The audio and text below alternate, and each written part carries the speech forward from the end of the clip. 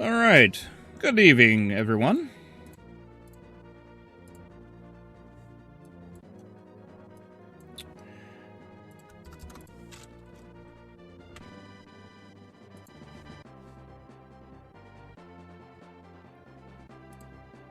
There we go. Good evening,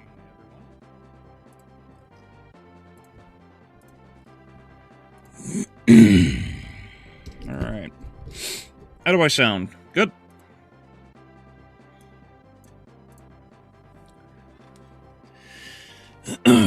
Mitch, hello, how are you? How are you? Thank you for coming back. Devil, always a pleasure. How you doing, buddy?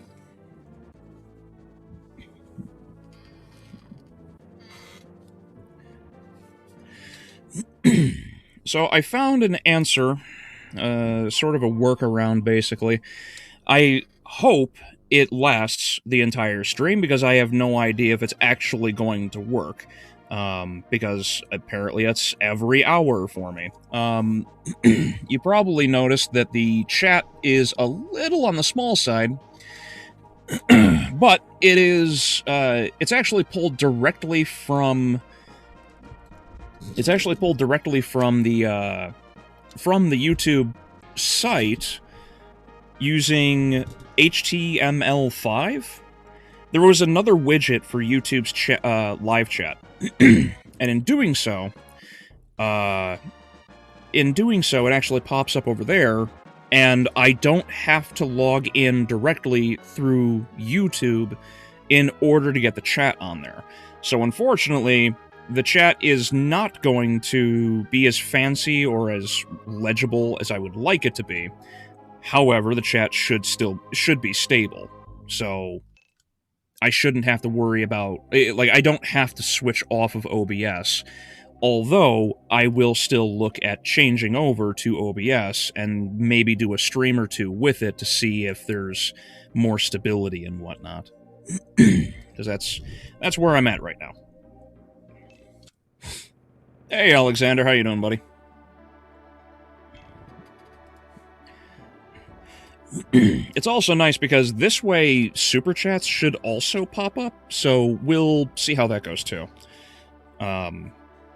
There's a number of widgets and everything that I haven't, like, actually screwed around with, because I have very little in the way of time to actually, you know, go through things. Pretty good. Good job on your MK2 review. Thank you. Thank you. It's actually kind of popping off right now.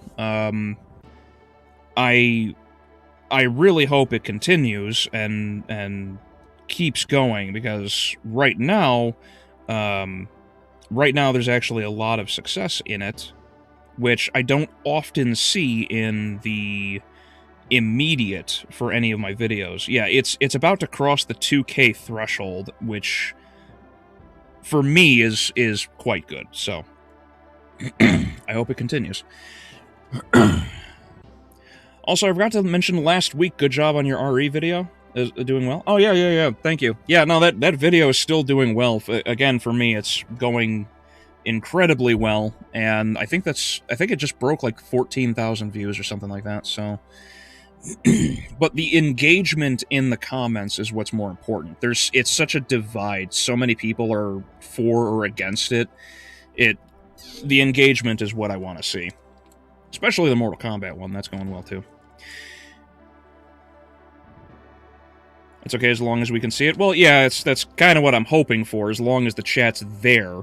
It's just, I also couldn't find a way to zoom in before I needed to for stream, so... Anyway, so obviously I got this all fixed. So Ogre Battle is working just fine right now. For anybody who didn't see, I posted an update showing that I had to... So I have the tools to pull all the cartridges apart. I don't have certain ones, like I don't have a soldering kit, so I have to go and borrow it from like my brother or something, but I also need to check and fix, I need to get a hold of SRAM chips to fix the other four cartridges, but right now Breath of Fire 1 and Ogre Battle are the ones that are working. So I played through, got everything done, recruited Canopus and Gilbert, which is right there. And yeah, everything's good to go. And ironically, even though I didn't end up getting the rune axe right away, which is unfortunate, it is nice that I actually got an item called the Angel Wing. So I was graced with another holy item to replace it. So rock on with that. But yeah, so all three of those are done. We're back up to where I should have been last week before the impromptu Mario World stream, and now we get to actually do the Pogrom Forest. Scene 4. Advance.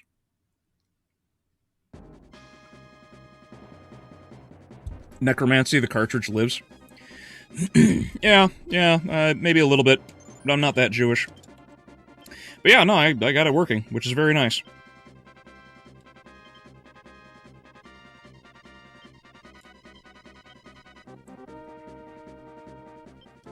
Battery is fixed. Yay! Yes. Thank you, Shadow. How you doing, buddy?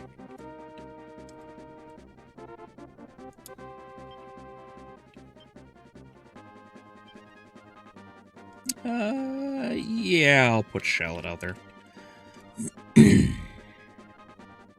Oh, actually, you know what I need to do is send my lord over to recruit real quick. Also, in Mortal Kombat, Johnny was never really that great a fighter, so him losing to Katana isn't that big a deal. That is true. Like, Johnny Cage was never some, like, spectacular fighter, necessarily. However, what I would argue is the way they handled him in this, story, it's kind of unfortunate that they ended up doing what they did, because there was no real, like... You didn't need to make him such a total failure. It would have been so much better if they had just left him to, like, just kind of be a good fighter. But they didn't need to push him as badly as they did in the direction that they had.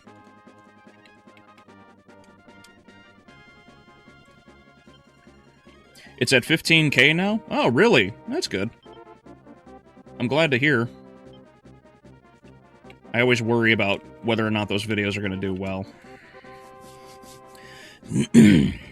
And yeah, the channel just crossed, like, I think it was like 2.3, 2.2? Yeah, it's like it just crossed like the 8.2K threshold, so there's a good number of people that are subscribing right now, which is very good.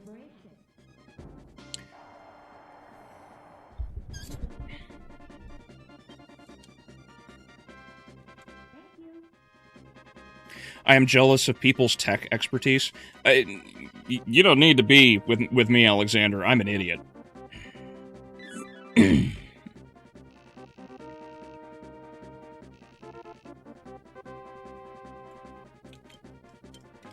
Okay, let's go and get that item real quick.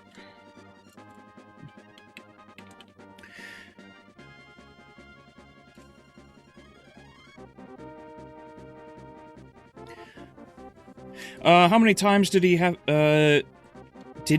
to throw the bird against the wall to make your cartridge work? Oh, hey, look at that. Undead? It's gotta be undead. Yep, there he is.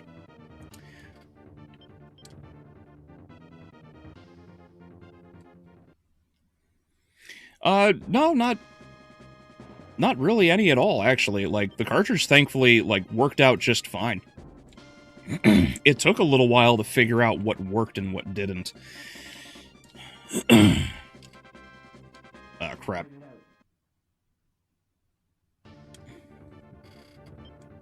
Alright, I guess I'm just gonna recruit another... Wait, unless one of them happens to have a... I don't think Wings has it. Yeah, that's what I thought. Okay.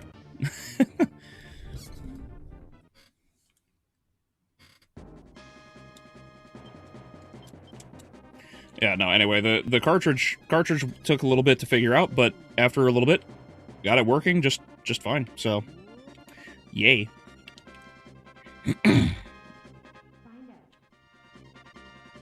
I was going to type the game story mode. The game story mode has him getting his ass kicked. Oh, I mean, Cage kind of gets his ass rocked a lot in the original timeline, to be fair.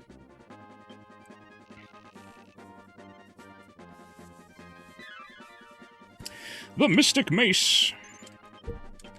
Alright, let's fly you down here.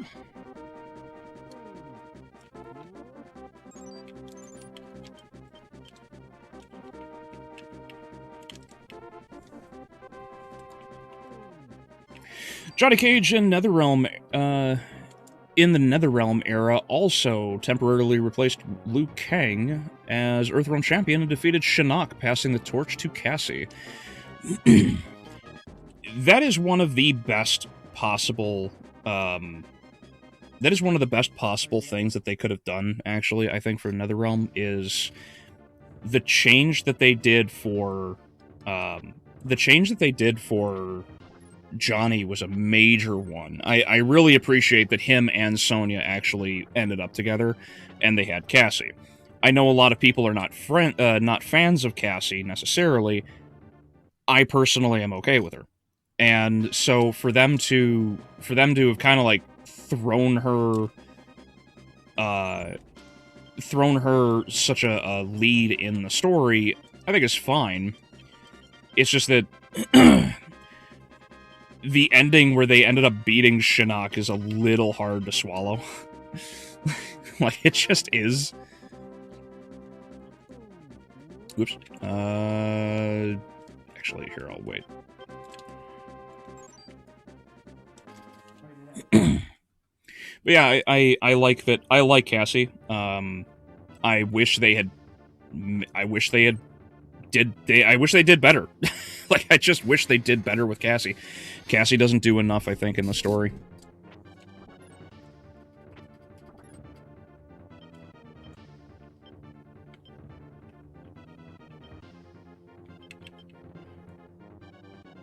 You know what? Go away. There we go.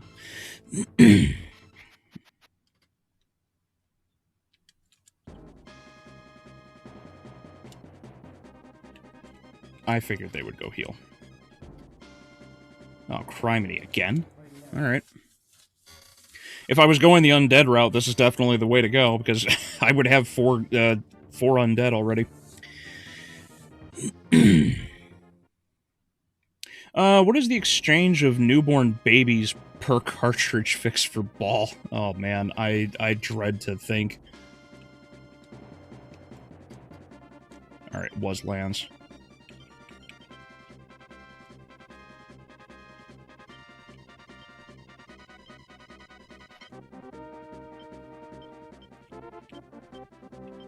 Hold on, I gotta find who has the angel item.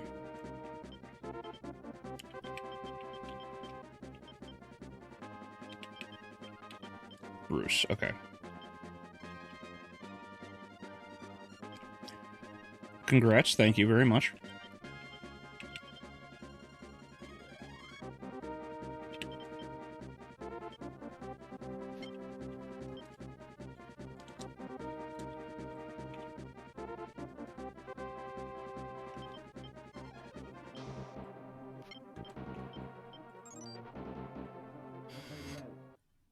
Just saw a funny strip on Twitter. A fish was late for his job, and the reason was Moses raising the water. I do like that.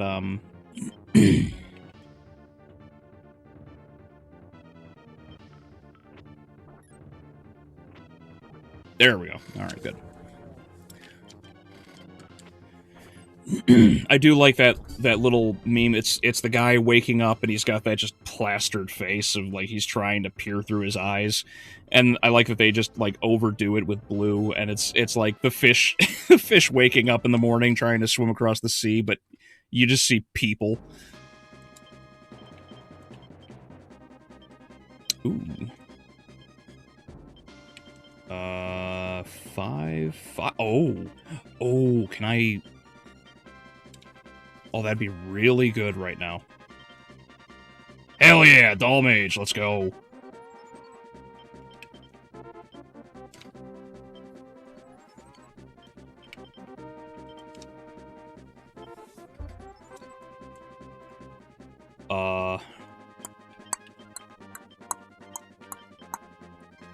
Yeah, let's go with a knight here. Is there anyone else I should exchange with, perhaps?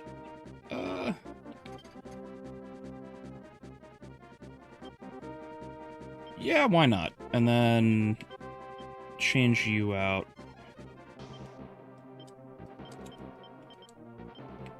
There we go. Oh, whoop.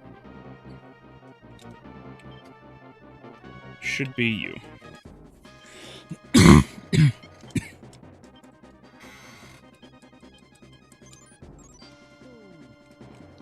Alright, where are we at? Wings is good. Looks like they're gonna fight Lance, alright.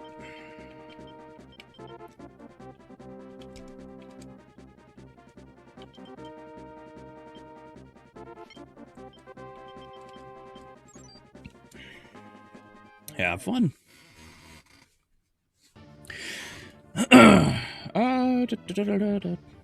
They always do this with Johnny and all the characters. They did it with Jack Stryker and the new MK character Kotal, too. Did what? They didn't give him enough to do?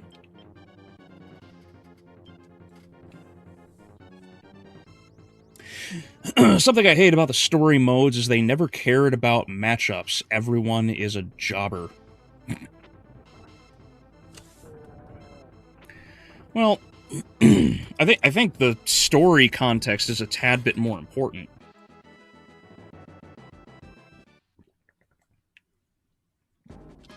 I know a lot of the characters are not going to necessarily make good ideas,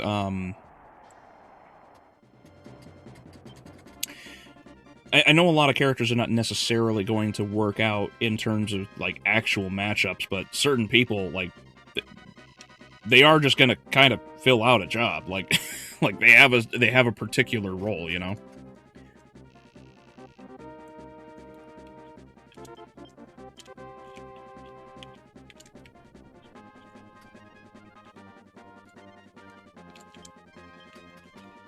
Oh, yeah, that dude's fucked. Oh, good.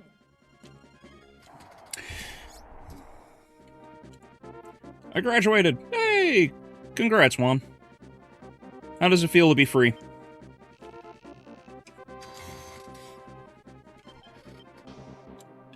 Alright, let's get you over here. Yeah, I think I'm gonna park Mashu's ass right there.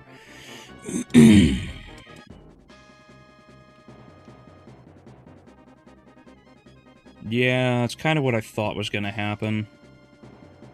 I don't have any 7-league boots, though. That's the problem. Let's move Hugh here. Canopus, let's try to get him up here because he can move quick.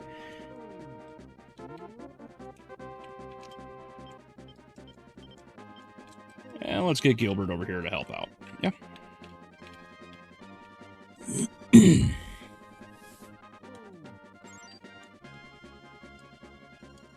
Oh, yeah, we're good.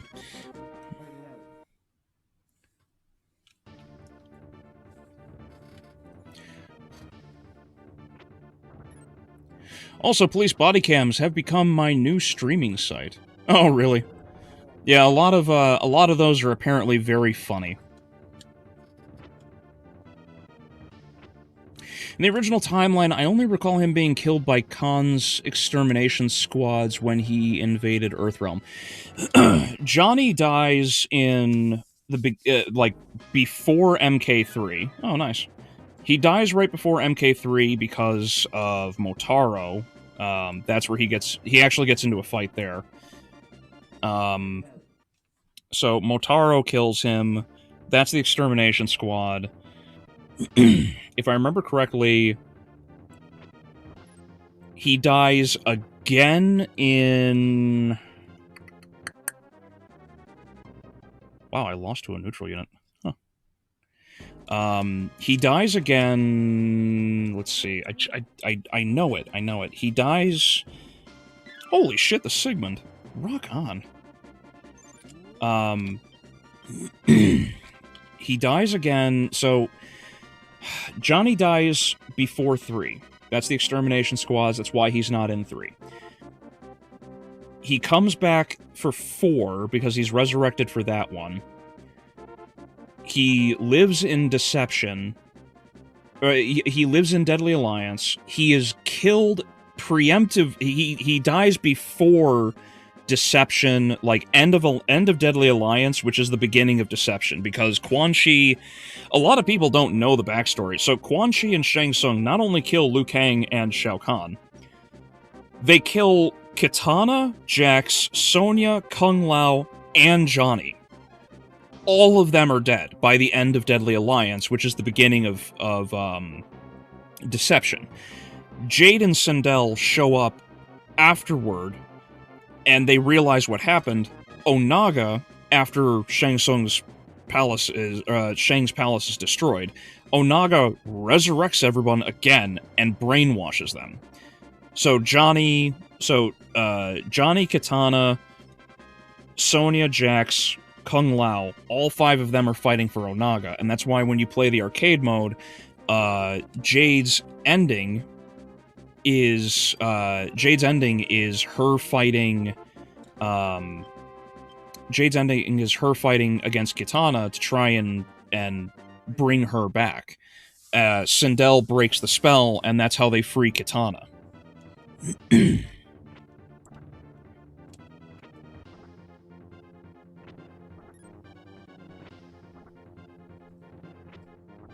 Aw, damn. There we go.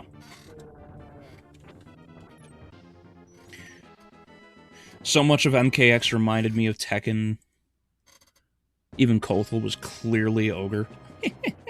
That is funny.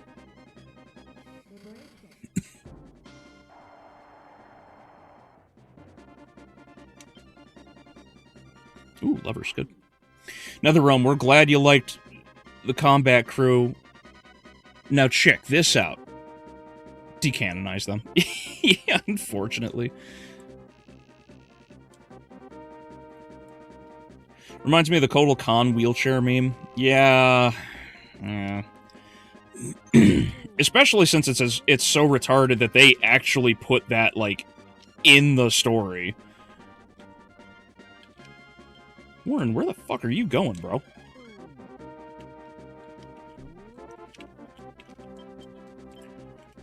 I'm gonna be really aggressive with my pushing.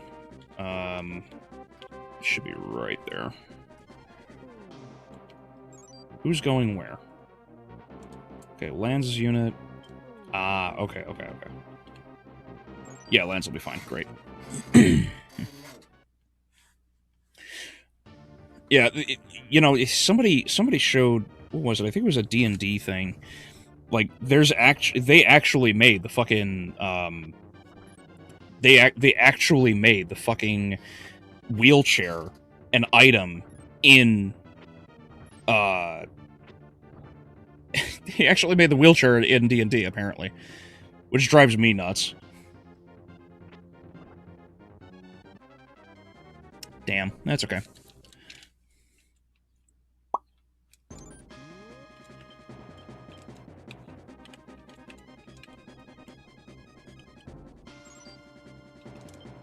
Oh, no, I am not missing this opportunity. He dies. No! Good. No!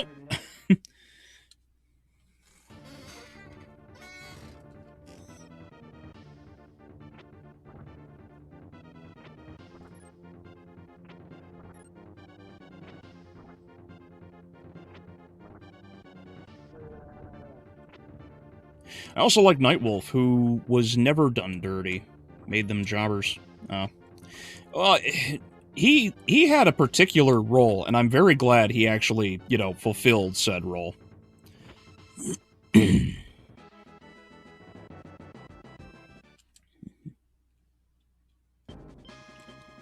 Ah, crap. He's probably going to take that, and I can't stop him.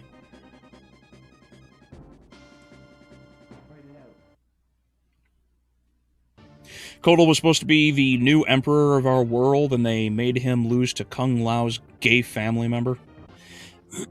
Well, see, the other thing, too, is, like, Kotal's dead. Like, they killed off Kotal Khan. You know, I don't know if anyone else remembers, what was it? It was like MK11, right? Was it MK11 where they just... Shao Kahn just kills him on the ship, right?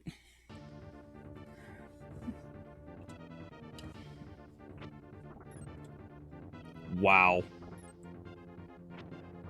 No fucking way we drew. Because all 4 of them got... Okay, guys. Alright, guys.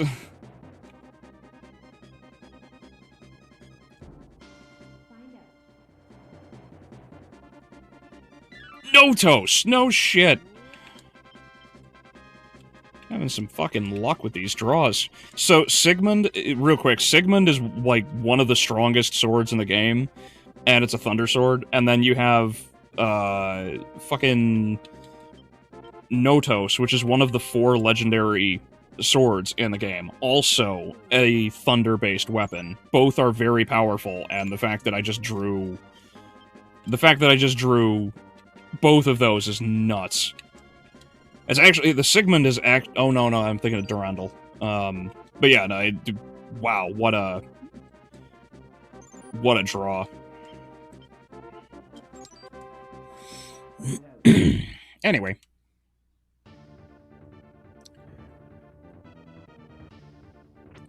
I'm not free yet, going to get a second round, but this time I won't have to divide my time. Oh, that's good. That's good. Uh-oh. Shit. Do I have a temperance? I don't have a temperance. I wish more women in the NBA were straight. Okay.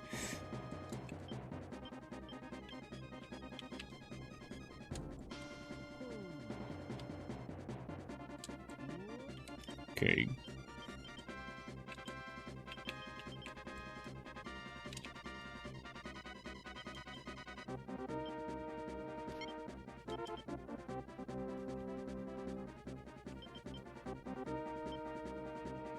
Here's to hoping that works out.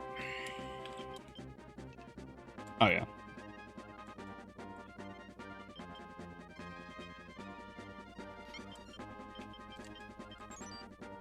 Alright, Gilbert should be fine. Motaro led the extermination squad? Yes. Yes. You might say he died to Onaga's immortal army, but they killed everyone. Well, the army, thankfully, didn't get, like, a major chance to do a whole lot, but, yeah.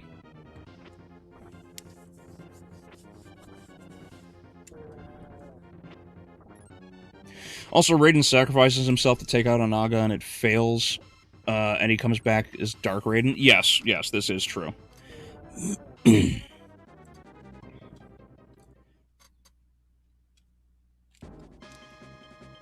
Seriously, couldn't someone just heal the leg? Well, unfortunately, that's just not the case. Healing a leg is way too much to ask for. That's part of the reason it's so frustrating. So, the D&D thing, like, I'm not a big D&D fan, okay? I enjoyed it when I played what little of it I had, but I am not a major fan by any means. I know very little about it, and I personally prefer to just experience the actual, like, I'd rather experience something else that tells a D&D-esque story. Oh, excuse me. In the case of In the case of D&D, however, because it's so popular, like anything else, as it grows in popularity, it's going to draw the... Oh, damn, there it is. It's going to draw the attention of, well, leftists. It's going to get a hold... You know, the communists are going to get a hold of everything. And because of that, you're going to end up getting a great many problems. Case in point... This is why D&D is just gay race communism right now with everything that's going on. If you go back and you look at all of the old art, the game is so serious. It's so immersive because this is what it's meant to be, you know? Like, awesome. And they threw all that out the fucking window. And now everything is soft hair, bean mouth, accommodate everyone... everyone's gay for each other, everyone's having fun. It takes away from everything. It diminishes much of what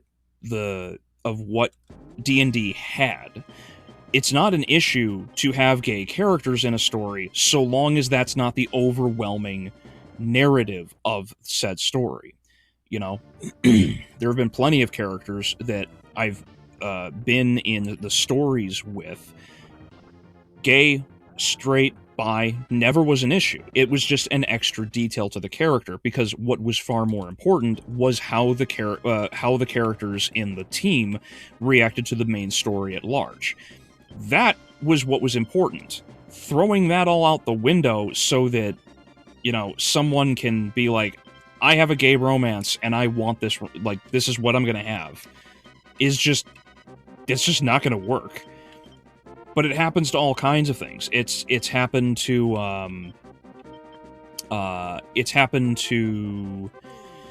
excuse me. BattleTech has a lot of this, which is really unfortunate. And I really hate it, to be honest.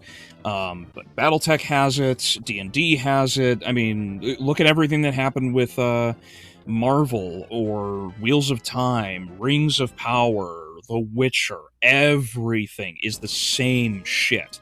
Regardless of the setting and the way the setting is executed, the overall story is taken over by it.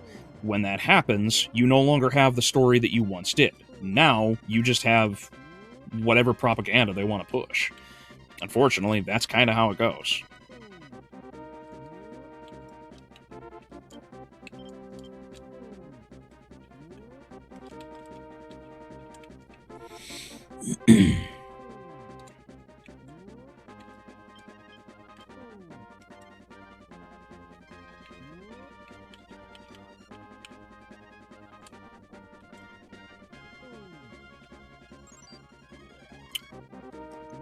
Alright, we got two guys collapsing on Warren. That's not good.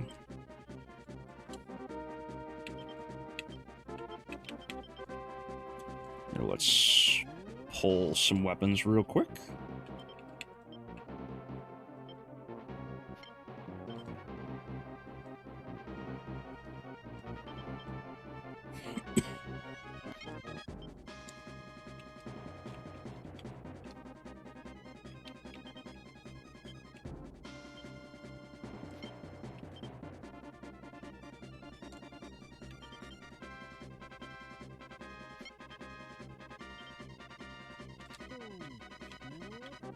So the Legendarium is more your thing? I don't know what Legendarium is.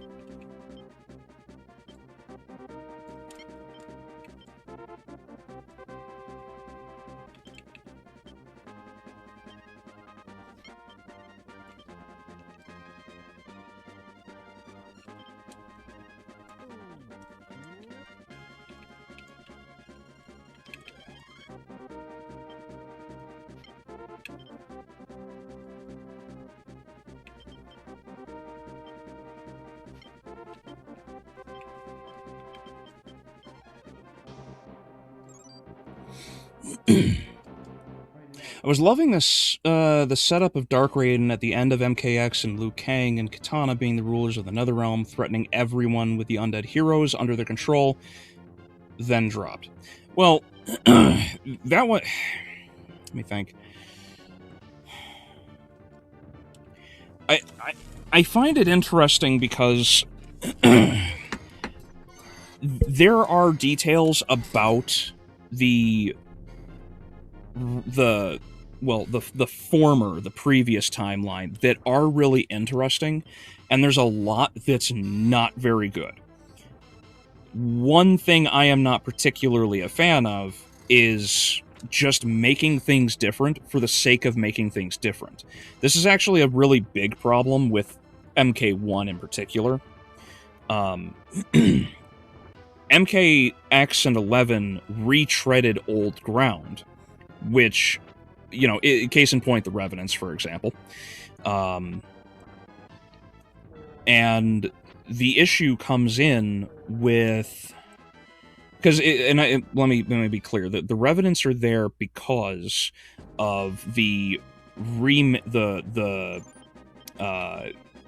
retreading the ground that they used with Onaga brainwashing everybody. It's effectively the same thing.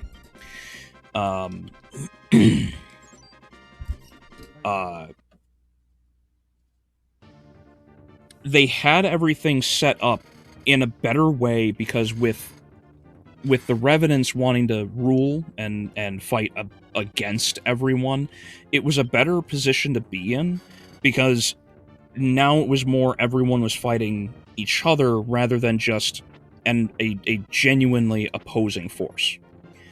Like Onaga, Shao Kahn, etc. I wish they had carried through with it. They didn't. I wish that more of MKX and 11 did something different, rather than just the same characters are being used again and again for effectively the same purposes. Kuai Liang, so Sub-Zero, being made the villain, or made into a villain because he became a Revenant, is not exactly some groundbreaking, you know, progress, because it's just, oh look, another evil Zero, or Sub-Zero, right? So it's really frustrating. I would prefer not to have that happen. Scorpion was just another, you know, I'm evil until things get fixed kind of moment in the story. They did the same thing with him as they did with, you know, even in Armageddon, they made him evil. They put him on the side of evil so that they could have their big scene of him fighting Sub-Zero at the beginning of that game. It's like, Liu Kang being on the opposite side is cute and all, but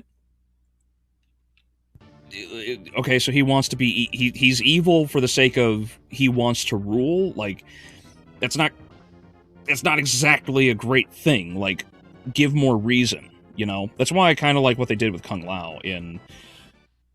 excuse me. In Mortal Kombat 2, is they sold him as he wanted to do things in order to fight back against Raiden's, you know, we can win kind of shit. Throwing that aside, it was better for the clash of hope versus despair.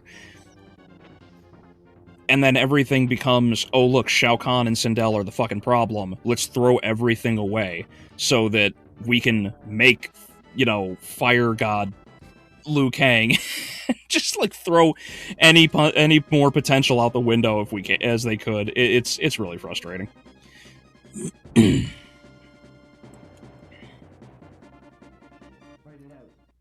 Ah, crap. I forgot to switch the items. Yeah, I forgot to switch the items. Oh well. I do not have...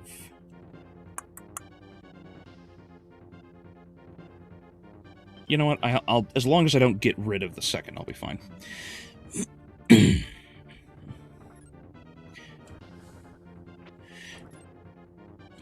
It's almost comical how abruptly that thing gets dropped. Oh, yeah. Like, the Dark Raiden thing just goes away. There's no commitment to it. I wish they had. I was loving the setup of Dark Raiden at the end of MK... Yeah, that gets dropped. Yes, absolutely.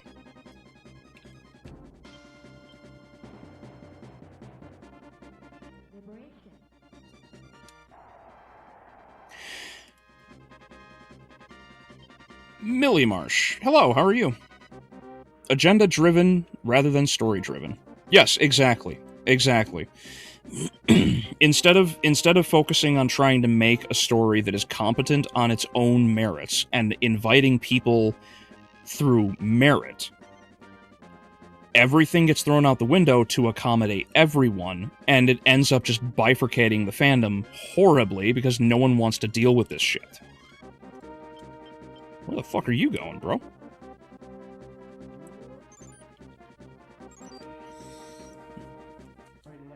But yeah, I mean, again, BattleTech, Warhammer, D&D, everything is doing it because it gets infected by this shit.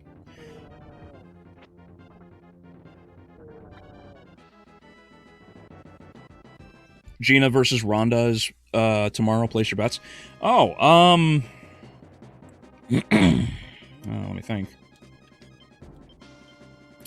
You know, I'm gonna say Gina. I'm gonna say Gina because I think Gina's gonna have a much stronger understanding of the stand-up game, and will have a strong enough ground game to survive. That's my bet.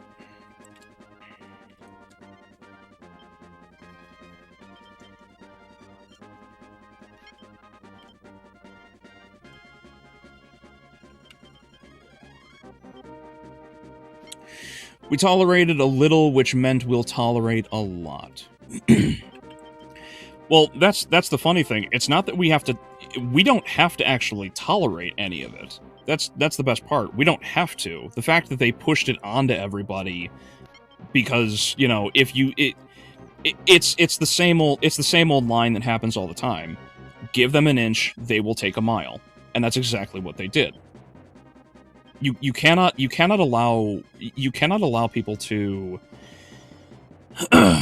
force their way into your fandom and expect things to just go their way, right? You cannot allow it to happen.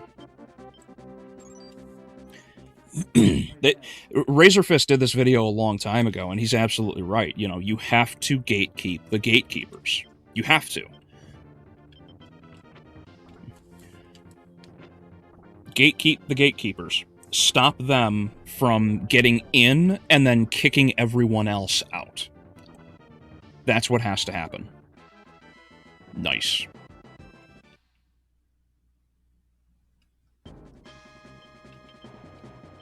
Four. Okay, cool. I might just make a bunch of knights with them.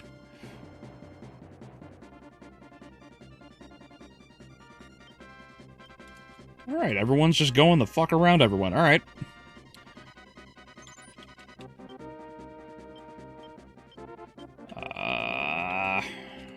I'm in a pickle.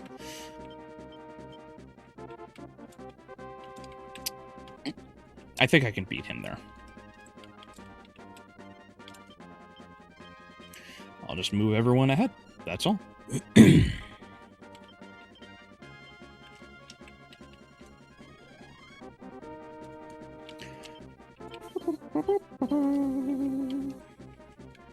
Ba-ba-ba-bum.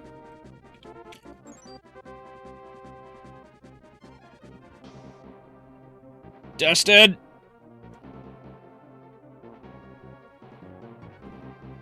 I don't know if Destin made it. Oh, I fucked up. I didn't know he was going to send that ghost team right back at me. Here, fuck it. Just kill him and then send him away. I'm just going to tank heavier amounts of abuse. You know, in an RPG, being gay might actually be a benefit because of the succubus. Succubus tries charming you, it wouldn't work well. However, you'll still be charmed by incubus if they figure it out. I would imagine that's actually what would happen.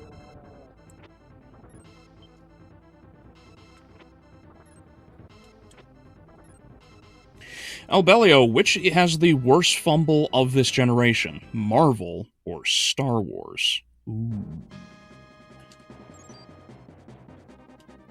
Yeah, I didn't think I was going to make it in time. I was close, though. I should have acted sooner.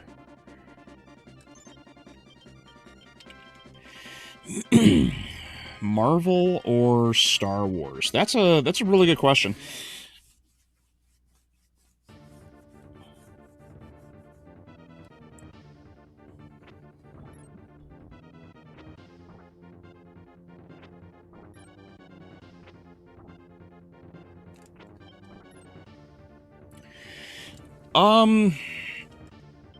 Gosh, I don't actually know. Marvel or Star Wars? Star Wars has way more legacy power. Marvel has established itself. Financially, I think, which one is actually more successful financially? Is it Star Wars or is it, excuse me, Marvel?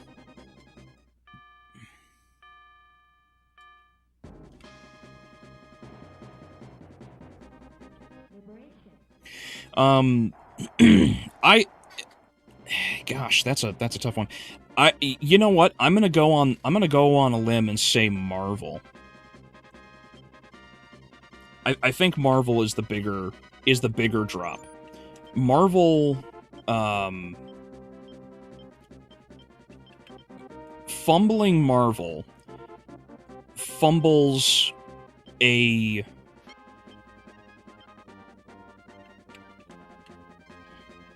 How do I word it? Marvel fumbling drops more immediate relevance with younger generations. They also drop... they also end up dropping... I would actually argue a bit of moral ground, too, because this one's interesting. Star Wars was always pretty black and white. You know, there's the good side, there's the bad side. That's fine. Marvel tried to portray morals in more of a middle ground setting. And, oh, nice. What I think is more interesting is the number of heroes, and then ultimately their stances, the number of stories, the quality of the stories, the overall interactions. When you take all of this into account, I think Marvel is the greater failure. Culturally, they're both about equal. Marvel has a great deal of impact, obviously. Not arguing that. Culturally, it might actually be Star Wars. That's it. I don't know. It's so hard to actually specify which one is actually worse, because you have to take so many factors into account.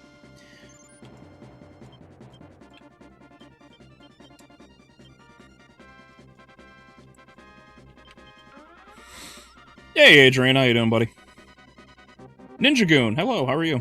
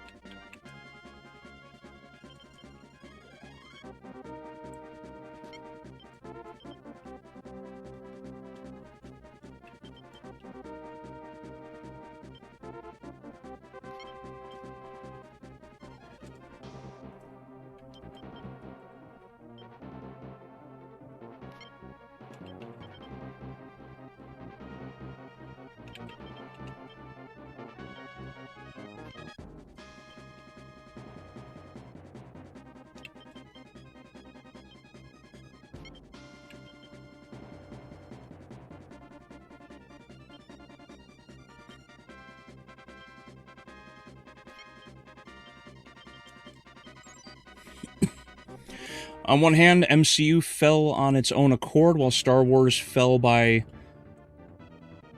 change in management.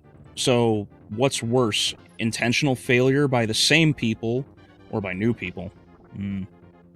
It's not a bad way to look at it. The management end is definitely something that's rough. Because if you look at the overall management, I mean...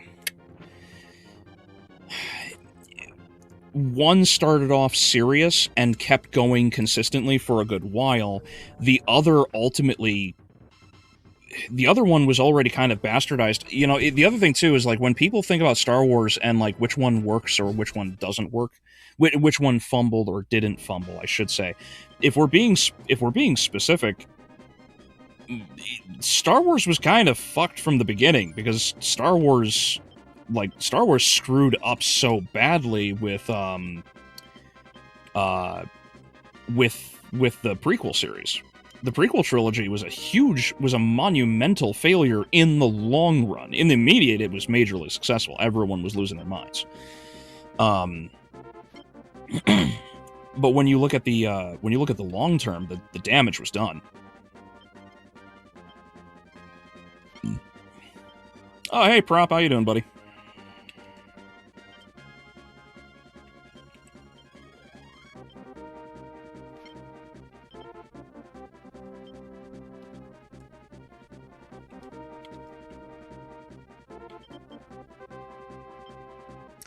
MK11 would have benefited by keeping Dark Raiden to show the past Raiden what happens, and we could have had a battle between the two. Yeah, it would have been interesting, yeah. Forces of light and dark. It would also have been interesting, again, sort of like what they did with MK2, the movie. They could have portrayed one side as fighting another, and it's a clash of ideals. Again, hope versus despair.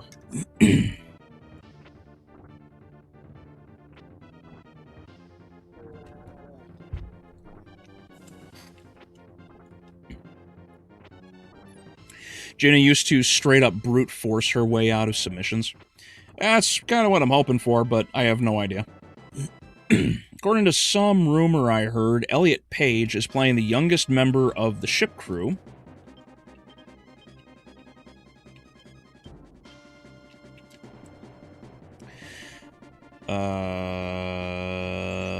Instead of Achilles.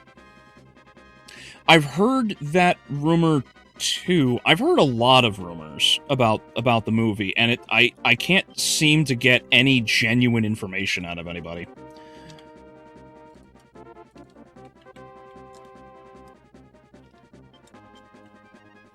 I've heard that Ellen Page, I'm not going to call her Elliot Page. That's fucking retarded. It's Ellen Page. Okay, fuck her retarded shit.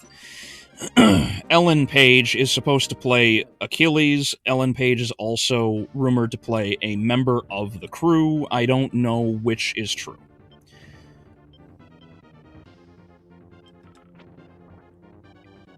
Yeah, I should have healed before him. Oh well.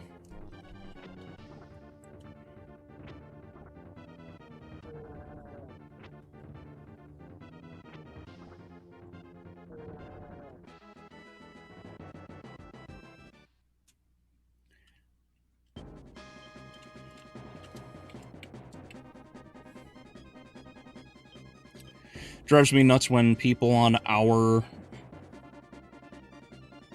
side try to defend the inching. Yeah, well, it's a foolish sentiment. People are way too people are just way too willing to allow something like that to slide, and you cannot allow it to happen. If you do, everything's going to get worse. Give an inch, take a mile. It's consistent across the board. This is why it's happening.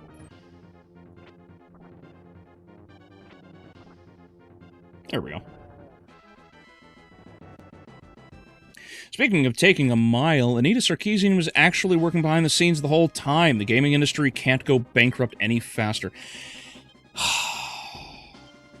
She's still working? Where the fuck is she working? Who was dumb enough to hire her? Oh, wait a minute. No, didn't I hear that she worked on Mixtape? Or am I wrong about that?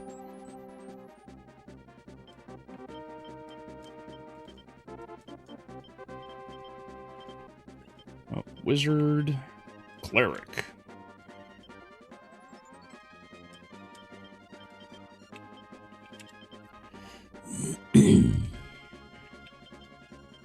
Okay. Who's where? Gilbert. Oh, shit. I totally forgot that guy was even up there. I completely forgot that dude was on his way over there. That's not good. He hasn't encountered Endora yet, right? No, Brian, not even close. Endora is the boss of the second to last mission in the game. I won't encounter Endora for, I don't know, probably a couple weeks at the rate that I'm going. Marvel has a higher quantity of fumbles. That is true. That is true.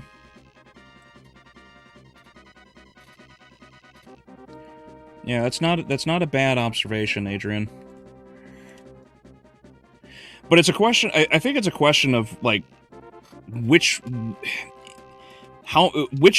one has more. It's not so much which one has more failures. It's which one has the worse failures. Because when you have a movie like, let's say,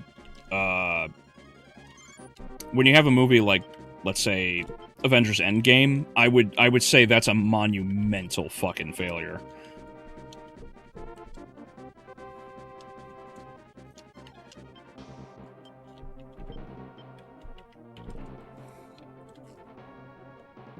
They didn't just fumble the MCU, but also the comics. Yeah, they fumbled everything. Like, the whole extended universe got obliterated, didn't it? Like, it like, all of it's non-canonical. Speaking of Star Wars, Pedro Pascal on Stephen Colbert. Yeah, I heard about that one.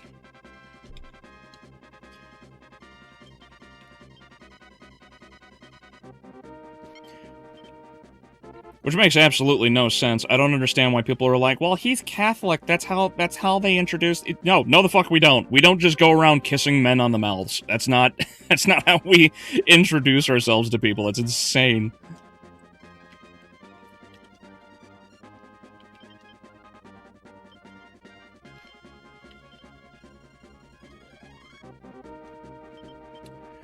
My only interest in Marvel now is, in comics, is the She-Hulk stories and the new Psylocke being Quanon?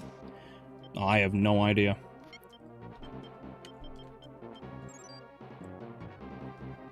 There was a guy beating up border guards and helping to sneak in illegal immigrants, so Iron Man made him an Avenger. There are 1,000 examples. Oh crap, that's... When did that... Oh crap, when did that happen, Mitch? I don't remember. I was able to find a legal site to watch Netflix for DMC2. Oh, nice. Yeah, I'm already seeing a lot of shit that apparently Season 2 is a total bust. I finally posted my project. I called it Coke-Fueled Battle Mechs. Oh, nice. I will check that out a little bit later, Prop.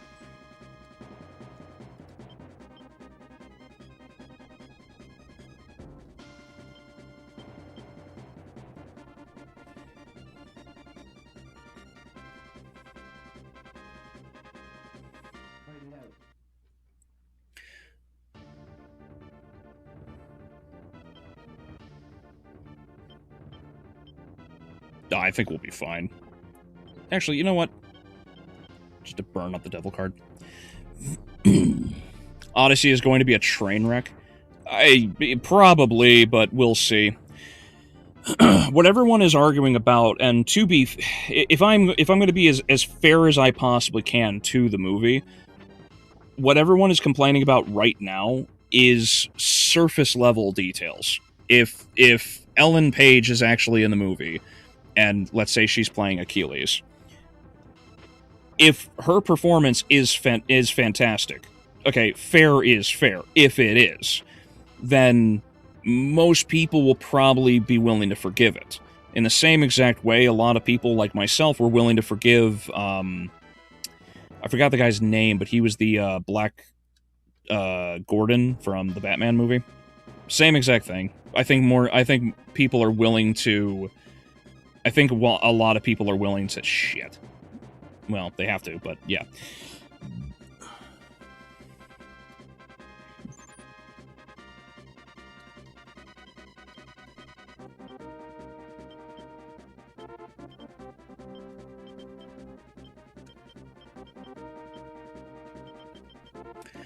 Who has... I think it's you, right? Yes. Yeah, no, I that's... We'll see.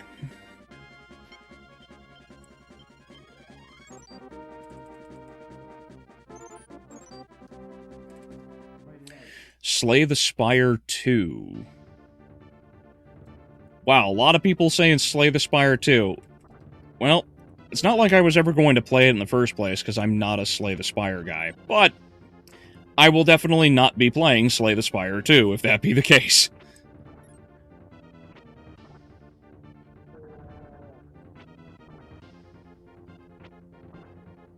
No, lands!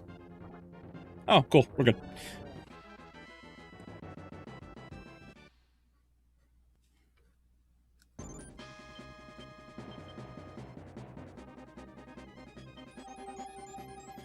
Star Wars had diminishing returns.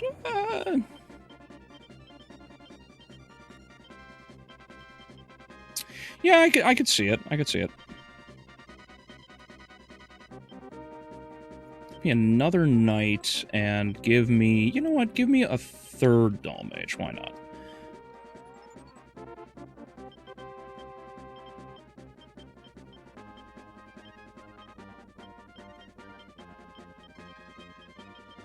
It's such a powerful early team.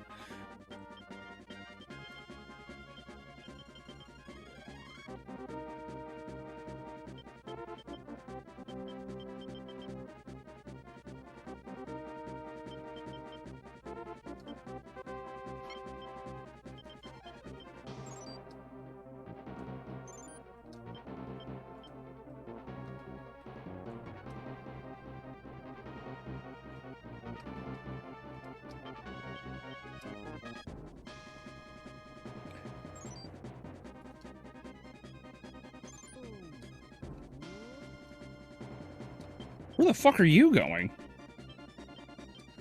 Huh. Weird.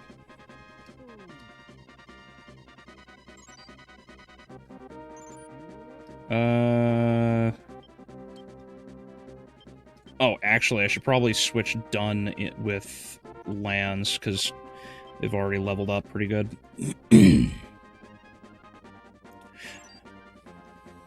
Slay Queen, yas. Yeah.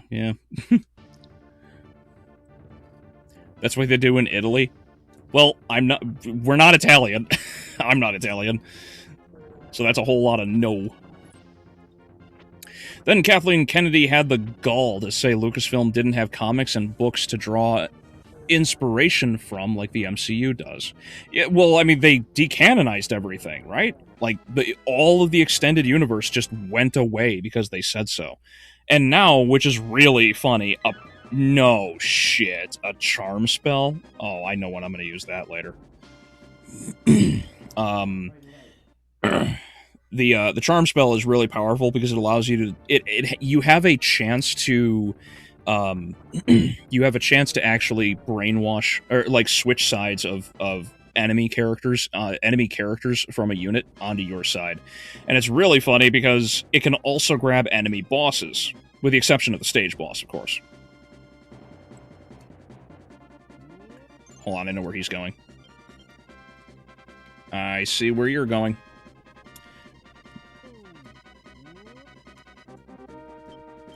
Another ghost, because that's back.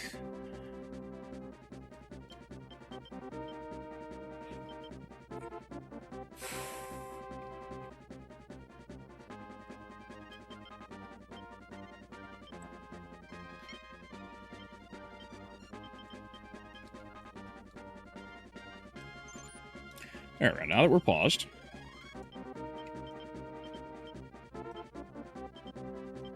No, that's just a wizard. Okay, that's fine, that's fine. So...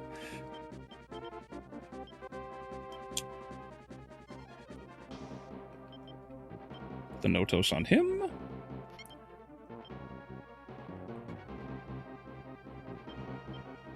the Mystic Mace because Lands is basically done fighting, I think.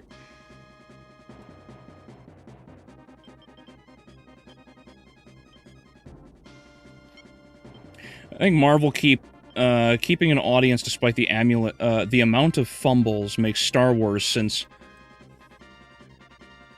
they managed to ruin it in a quarter of the MCU's runtime. It's not a bad argument, I suppose.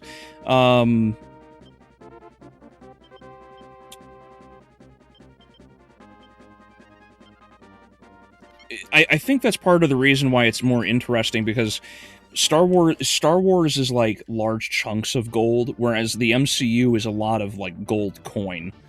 You know, it's like you can take one gold coin away and like you still have a lot of other ones to go through. Not to say that the Marvel films have all been gold. They're fucking not. But it does make it makes a good comparison. It's like, which one are you taking away? Are you taking away like large lumps of gold, like, you know, candelabra, for example, in the case of Star Wars, or are you taking away gold coins in the MCU? It's the same basic idea. It's which one, like, one has a lot of, they both have a great deal of wealth, but it's quality, not quantity. And that's why I think, in a way, Adrian is correct, because the fuck-ups on Marvel's end are a lot, but it's not exactly like they had a great deal of gold either. So it's like lead chips. it's like the removal of lead chips more than anything else.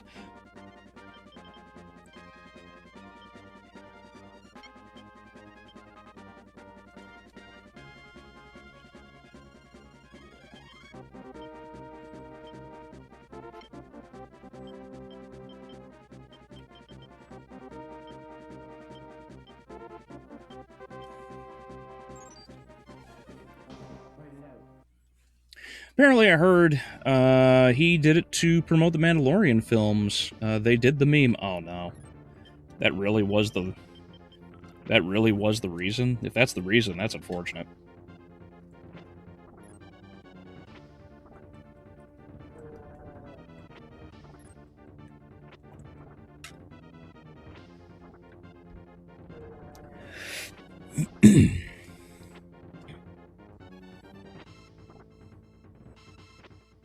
There we go.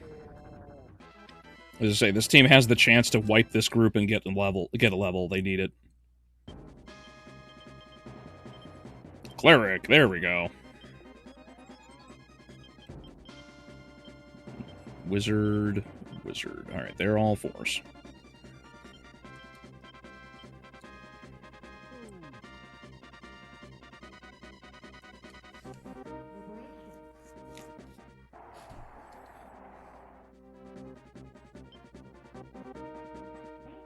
Marvel Comics was screwed by the early days of the MCU.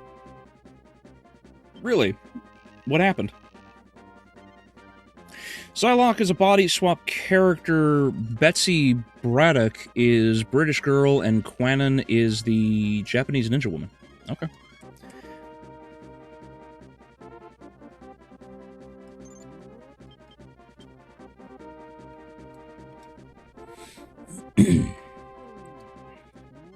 I kind of like the Black Gordon from the Batman movie. Kind of wanted him to voice Beast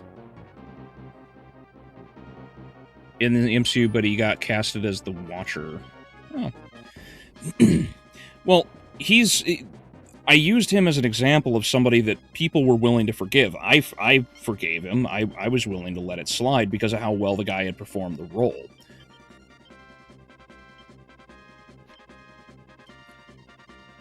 But I think most people are not necessarily open to doing exactly that. I think that's what it comes down to a lot of the time.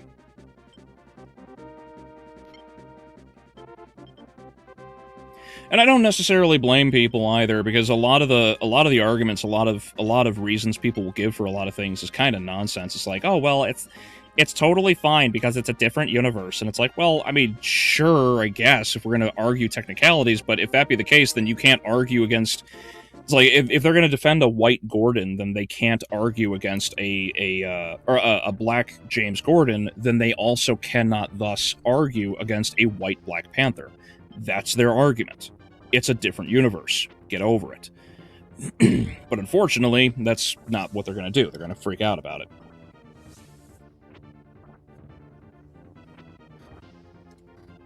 Nice. You liked him as Gordon? Yeah, I thought he was good. I thought he gave a solid performance, which is why myself and so many others were willing to overlook that issue, because it was so minor. It wasn't a major element of the story, you know, until fucking Catwoman opened her fucking mouth.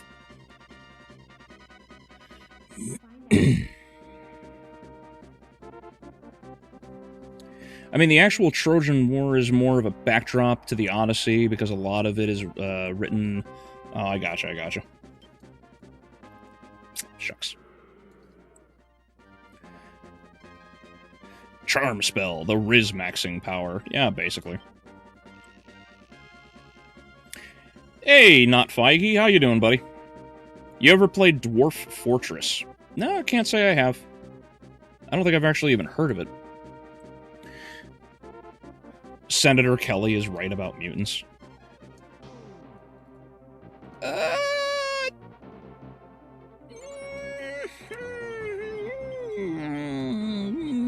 Yeah, I can kind of see it.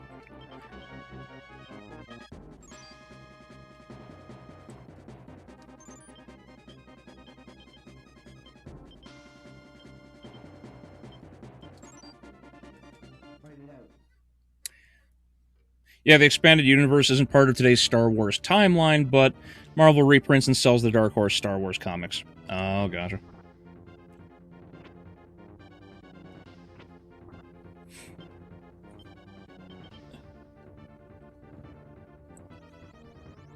In the Foxmen, White Queen was a middle-aged woman in the 50s, and then a teenager in the 80s. Oh, did they screw up that kind of continuity? That's funny.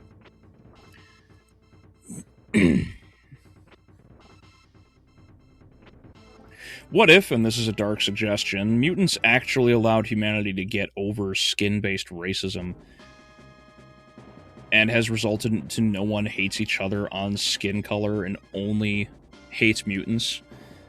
Therefore, the mutants brought forth equality through hatred of themselves. That's an interesting take.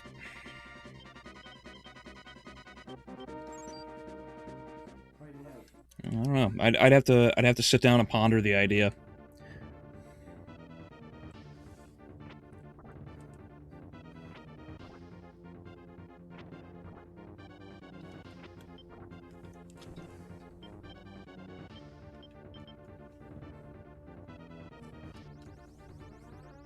Was it Albeleo's twin again? Yeah, there's a lot of doll mages in the game.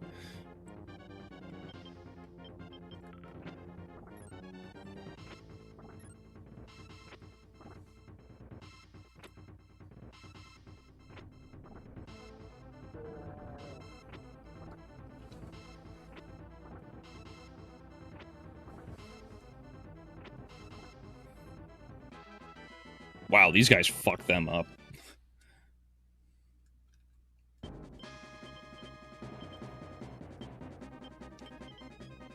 Oh, he can only become a knight? Well, I guess he's just that holy. And let's get a doll mage in there, why not?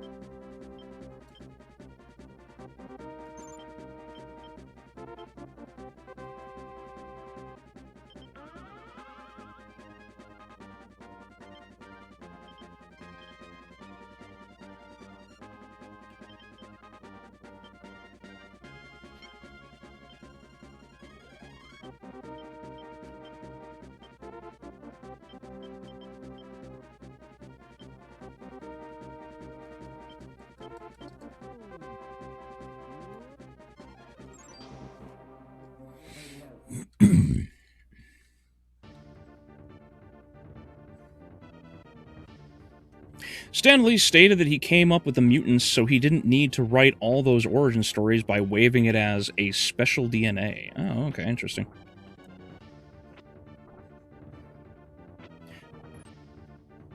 That's how X-Men started anyway? Oh, cool. Interesting.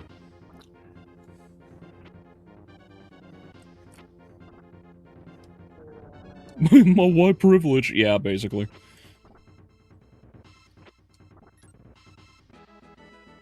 I was worried we were going to lose that, but hey, they pulled it off.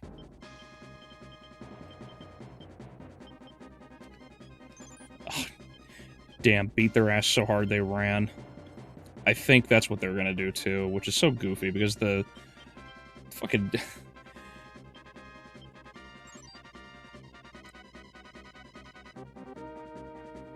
I should move Warren's forces over.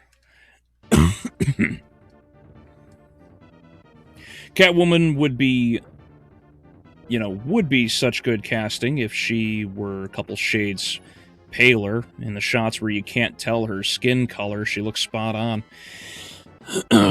Well, unfortunately, they blew it regardless because she ends up doing the whole privilege shit, you know. If they hadn't have done that, I think most people would have forgiven her, or forgiven the character, but they didn't do it. And it doesn't help that what's her name? Sophie Vergara or something like that. She went on her little woke tirade leading up to the movie too, so a lot of people had a really sour taste in their mouth from her.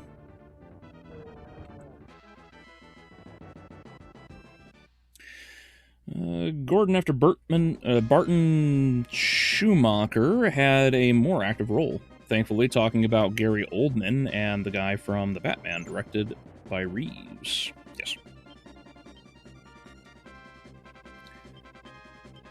Let's get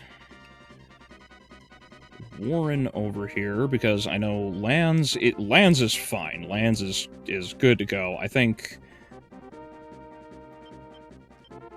I should try and get these guys down here, too.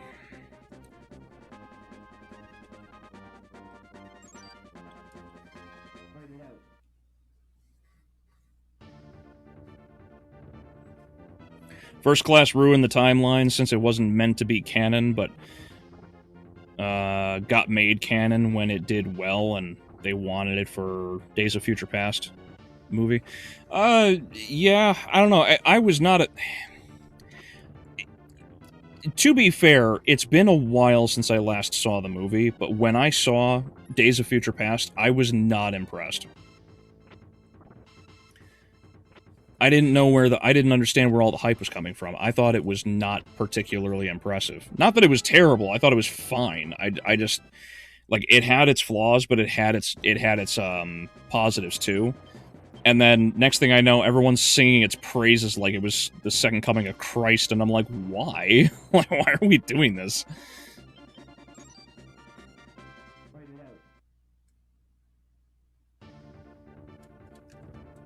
First Class was a reboot of Days of Future Past. Confirmed the reboot? Yes.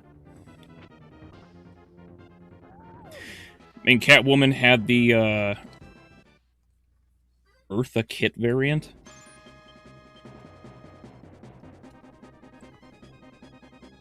But I can see how some people might be confused. Kid is not Selena. Wasn't her character literally named Selena Kyle, though? I know it's been years since I've seen the movie, but I'm so positive that's true.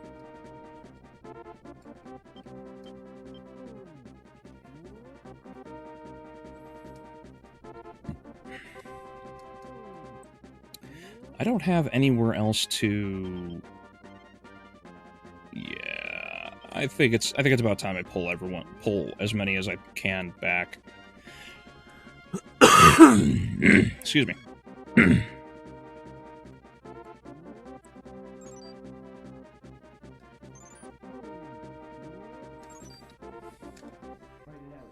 Zoe Kravitz, that's her name. Thank you, Juan. Thank you, Juan. I forgot the woman's name. She hasn't been in anything of any real merit since that movie, so it's not exactly like she's an individual to really pay attention to.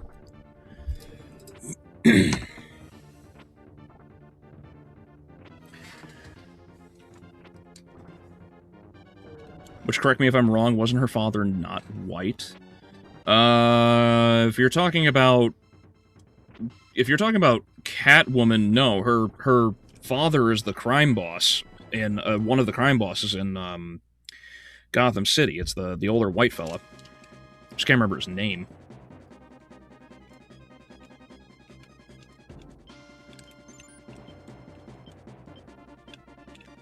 I'm gonna put wings right there, because I think wings will do fine.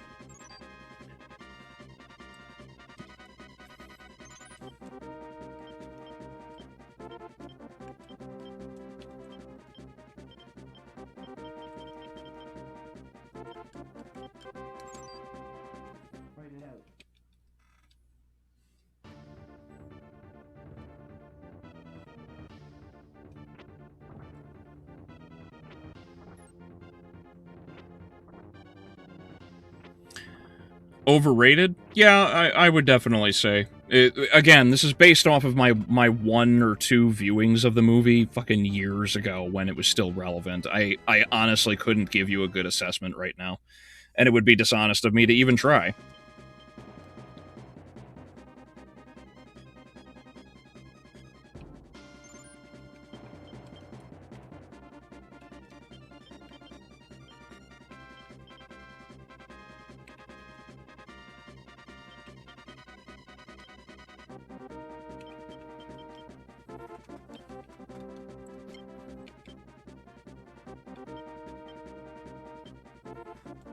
Falcone, thank you. Thank you, Brian. Yes, Falcone.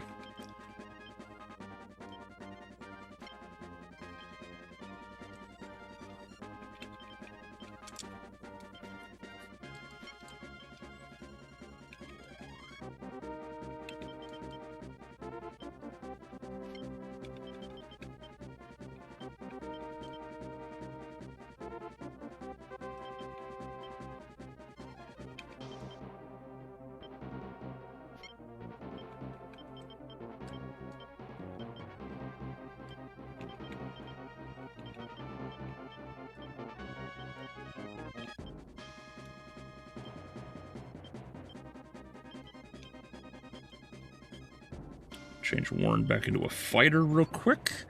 And he should be within range to turn hit. Yeah, turn him into a dull mage. Let's go. The others are level 4, so they can't change. That's fine. There we go. Yeah, Warren will fuck everything up. He'll be good. Actually, it makes him really a lot more powerful right now. I take that back. Everything just got way worse real fucking quick. Because they're fighting on water, everything just got super weak.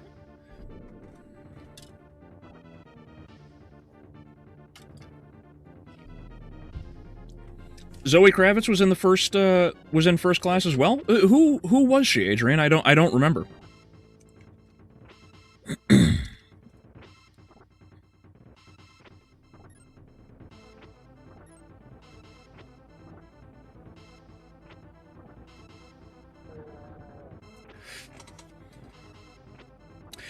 So BP should be black. I said Themyscira is in Greece, but they're diverse. She said Wakanda is isolationist. I said so is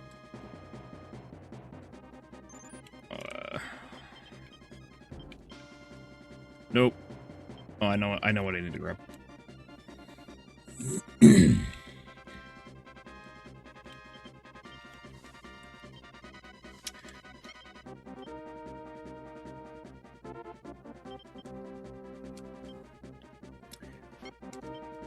In the 2022 movie, her dad was Italian, I think. Okay, but Italian is white.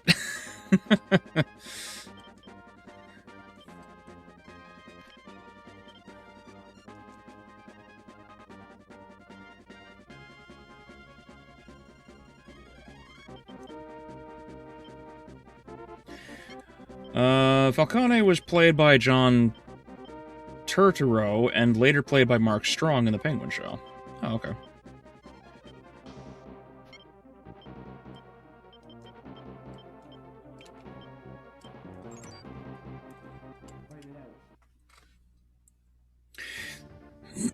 speaking of overrated stuff, yeah, why don't we talk about mixtape a bit?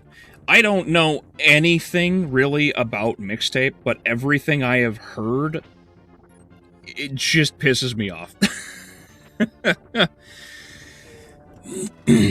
All I have seen is just non-stop hate for that game. I'm baffled by the stupidity of it, to be perfectly honest. The movie is so... I don't know why they thought any of this was a good fucking idea. Like, you have... So, as you guys had mentioned, they actually did... Uh-oh.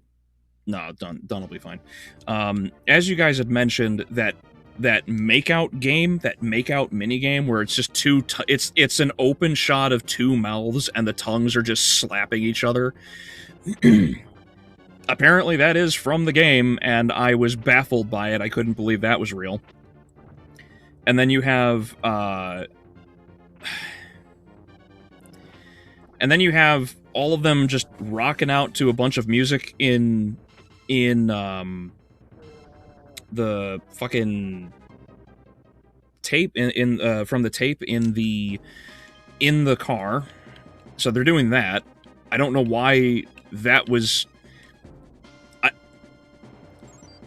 It's like everything that is sent, everything that is that game is not meant to actually be playable in an overly enjoyable way.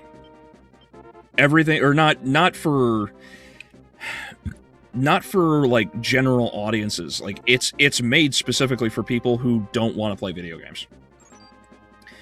That's just it. Like there were the two videos which I think we discussed a little bit last week. I think we did.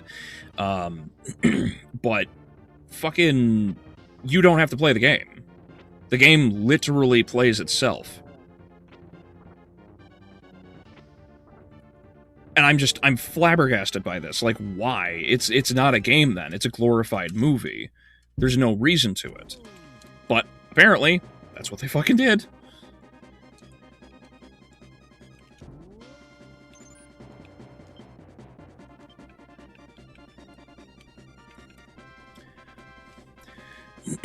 the one guy, no, the one chick, the one gal, she's got like a 3-minute video, or like a 3-minute segment where she just watches the character run across the screen, like Ferris Bueller's Day Off, and literally does nothing.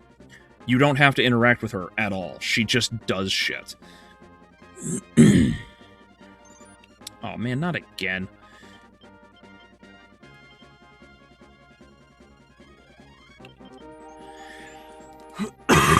Excuse me. Yeah, why not? Yeah, the character, without prompt, will interact with a chicken coop, smash through fences, photobomb a family trip to the store, or in the vacation area. Like, there's so much nonsense that just does not work from everything I have seen in the video. In the movie, or the game, sorry. And I can't wrap my head around it, but apparently it fucking exists. Like, this is real. And of course it got rave 10 out of 10 reviews, which makes no sense. Nobody in their right mind would review this game in such a positive manner, but they fucking did. What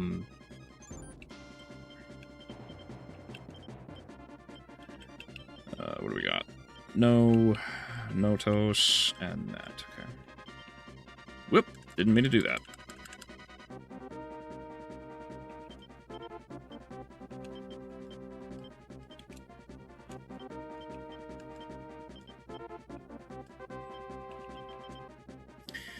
And then, what was the other one? There was a second video. I think it was some dude with his... oh, yeah. The guy... I don't know the guy's name, but he's got... he's sitting there playing the game. I think his eyes are a little wide. I think he's got a lazy eye that's going outward. But in that video, same sort of nonsense is going on. Like, he's sitting there, he's like watching the characters skate down, basically grinding on a shopping cart down a winding road on a hill. And same bullshit. It's just magically fucking happening. You don't have to play the game, and it just skates downhill for no good reason.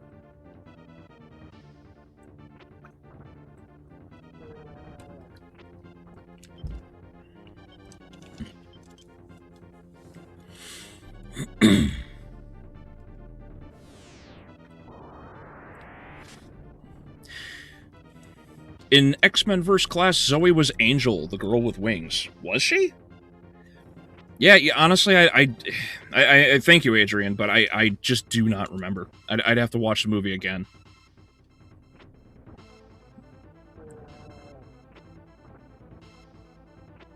Come on, one more hit, guys. There we go. Good.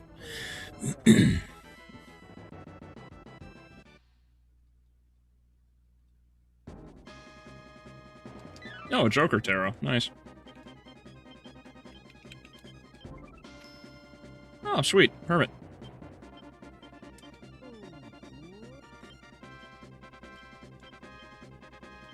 Okay, he is on top.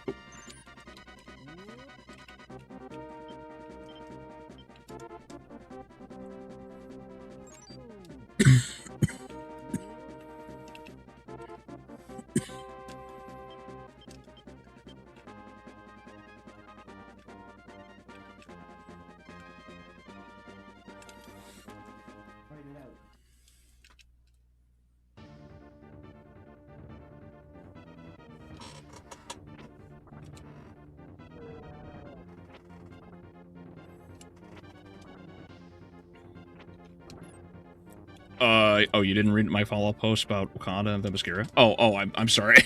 I'm sorry, Mitch. Hold on, let me see if I can catch up. Where did they start? Wish I could remember the exact exchange, but I had a brief debate with a girl over making Black Panther Asian, and Wonder Woman got pulled into the debate. She said Wakanda is in Africa, so so Black Panther should be black. I said Themyscira is in Greece, but they're diverse. She said Wakanda is isolationist. I said so is Themyscira. She said Themyscira isn't real. Amazons can be anything. I said Wakanda isn't real, so they can be anything. She finally replied, I get what you're saying, but it's just different, okay? Oh, I see. Yeah, when who was it? Let me think about that. Somebody had a really similar and really good rebuttal in a similar Oh, it was Leaflet. That's right. It was Leaflet. Leaflet had a really good similar debate and rebuttal with someone. I forget who that German trans VTuber dude is, because Leaflet had a debate with this dude some time ago, and Leaflet. So basically, whatever this guy's name is, he would ask Leaflet basically the same, like a similar question of Proposition A. Let's say, for example, because I don't remember the exact debate, but he presented the idea of, okay, well, if you're going to be hateful or whatever, you can't be, how are you going to cause an issue? What was I'm trying to think. Sorry. You can't be hateful towards me because you're offending me, or something like that. That was the dude's argument. Then Leaflet just countered with the very simple, okay, well, if that's going to be the case, then you can't be hateful towards me because you're offending me. I'm butchering the argument and not doing it any justice whatsoever, but that's effectively what was said. And that's that same exact kind of interaction there that you just described. The idea that if you just flip the script, everything changes. The whole argument falls apart because they don't actually have anything to stand on. And even when they do, they will try to basically run away from the conversation. It's like, no, you can't be right. You can't be right. I have to be correct. It's like, no, you're just wrong. It's not like I hate you or something like that, right? It's like, your arguments are just invalid, and they are invalid for reasons A, B, and C.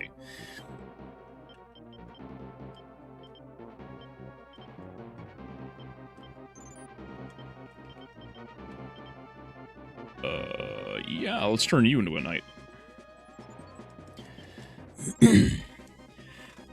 You know what it is? It sounds an awful lot like doorknob comments. Like, no matter what, you can't be... Like, even if you are correct, they not only can they not allow you to be correct, they also cannot... they also have to basically have the last word. It's like the same sort of thing, effectively. Drives me nuts. So basically, it's about 90s teenagers wanting to go to a party to celebrate leaving high school or something. Oh, I had that wrong. There we go.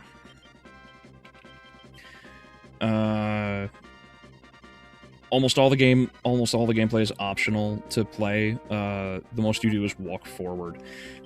I have no idea. Like I said, I have not played Mixtape. I don't know anything about Mixtape. I just know that that's a thing that happens in the game, and I know a lot of people fucking hate it.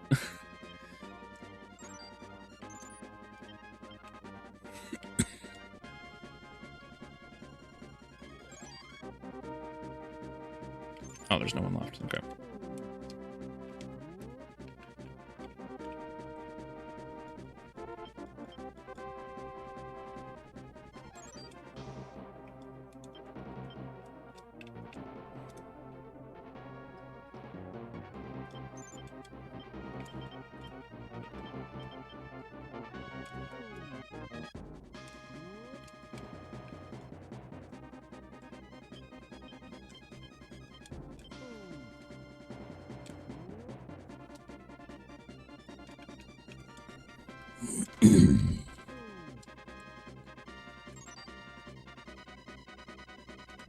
But yeah, no, like any sort of argument, any sort of anything that they can try and use, they will use to try and make some.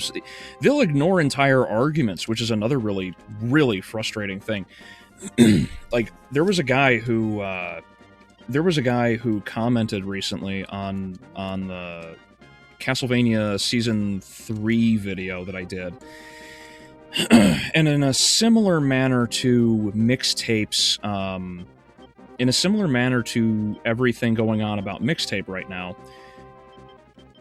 he presented a lot of really weak and inconsistent arguments. Basically, what he proposed was completely antithetical to everything that I ended up having to say, because it ignored a ton of data and information. One of the things, for example, is he was like, you know, the comment... Man, let me just open the comment real quick. It was fucking stupid.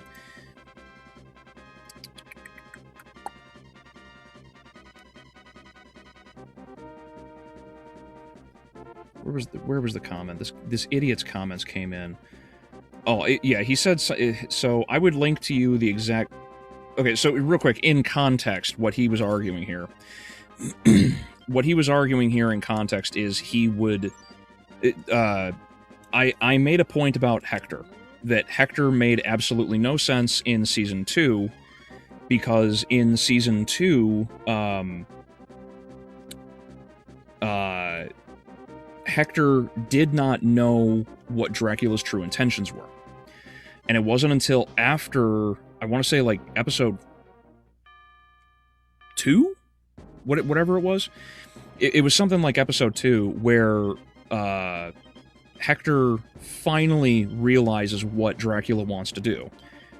But he completely ignored the fact that when I made the argument, what I was saying is Hector didn't know what Dracula wanted to do at the time. Because as I specify in the review, Hector is an idiot, because Hector went from...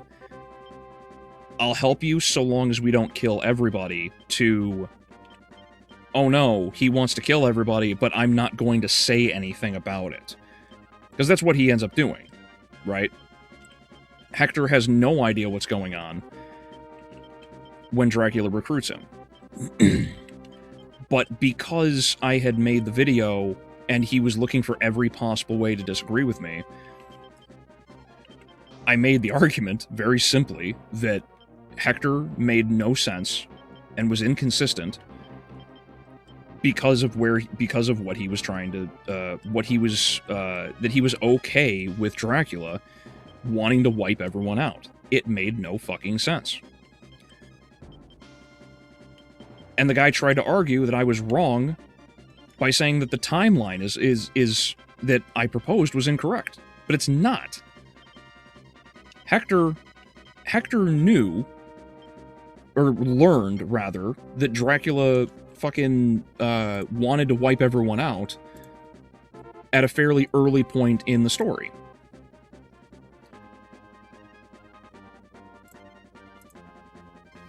So it makes no fucking sense. Hector gets recruited. I don't want to kill people. Hector, you know, later learns from Dracula himself, I'm going to wipe everyone out. Doesn't say anything about it. That's entirely an inconsistency, and yet, for some reason, the dude tried to argue, no, you're just wrong. The dude dropped several comments on the videos, so I was glad for the interaction, but it's still like, you functionally are just retarded. You have no idea what you're talking about.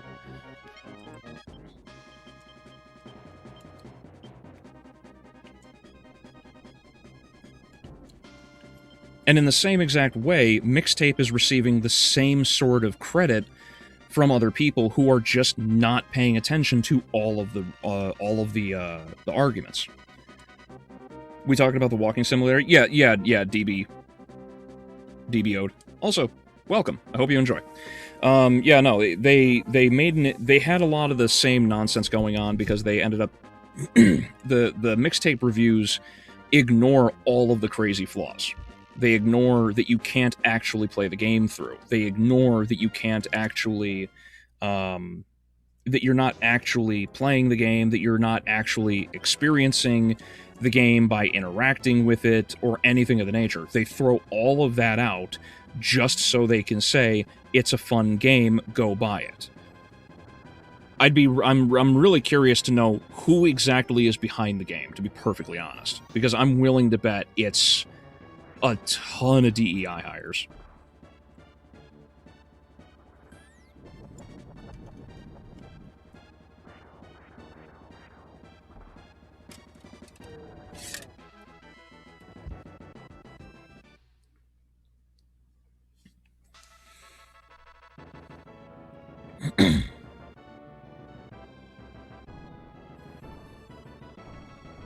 Albeleo, Andre, do you guys, as Christians, do you believe in creationism? I mean, we believe that the world was created by God, if that's what you mean.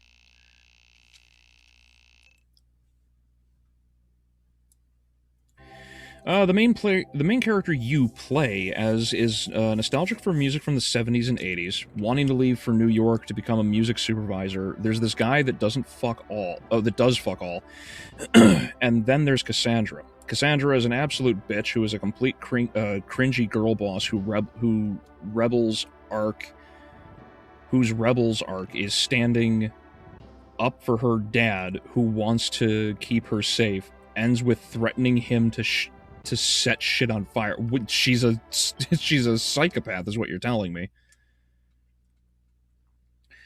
Along the way, they won't shut up about booze and drugs and other member berries. Yeah, that makes sense. That makes total sense. What a fucking waste of a what a fucking waste of a story.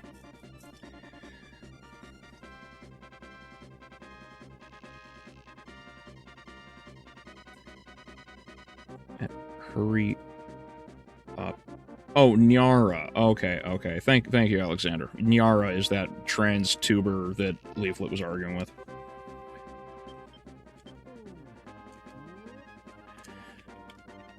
And that kind of cowardice really pisses me off, too, because, like, Leaflet destroyed this dude in that debate by simply using his logic against him, and then after he canceled after he cut the stream short, he kicked her out and then started a new stream just to bitch about everything. Like, fuck off, dude.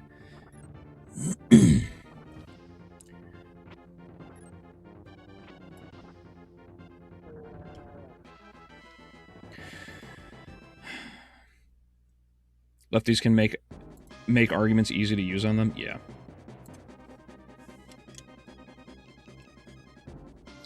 I found when I'm talking to people in real life, they will say something like, "You just hate me because I am insert." Yeah. And I always just say, "Yes," and you don't know what to do from there. Well, that's also that meme, right? It's you've got the it's like the black girl that's crying with the NPC face or whatever. The Wojak face or whatever it is. And she's like, "You're racist," and the Chad white guy across from her is like, "Oh, wait, what? Really?" And it's like 2002 or something like that. And then it's like the one right below it is the same exact image, but now it says, "You're racist," and the white guy, you know, and it's like 2024, 2026 or something like that, and the guy's like, "So." That's one of the biggest problems with so many of these. That's one of the biggest issues with a lot of these people's views of things. It's like they will go after everyone and make the arguments of you are like they will frame you as this thing, right? Racist, homophobe, transphobe, whatever. They attack you through framing. It sets you up for them. It sets you up in a position for them to attack. Okay. And this means that they can then attack you in any manner that makes them feel justified in their responses. The thing is, in just like in certain MMA fights, what you need to do is just aggress into that position. Just take the position. It's like, "You're racist." And you can say, "Yeah, I'm not racist," which is also totally fine, so long as you have a solid argument to back it up. And what you actually should do there, if you take the aggressive stance and say, "Sure, I'm racist, whatever," they have no leg to stand on, because it's like you stepped into their kick, right? Like they're just trying to chop you down with a low kick. Just step into it. It loses its power, it loses momentum, and they are off balance. They don't know how to approach it. They know you're there. They know, in this metaphor, that you are present and you're not going to back down, so you're just going to aggress upon them. If you take the more defensive position, almost like you're pulling guard in jiu-jitsu, right?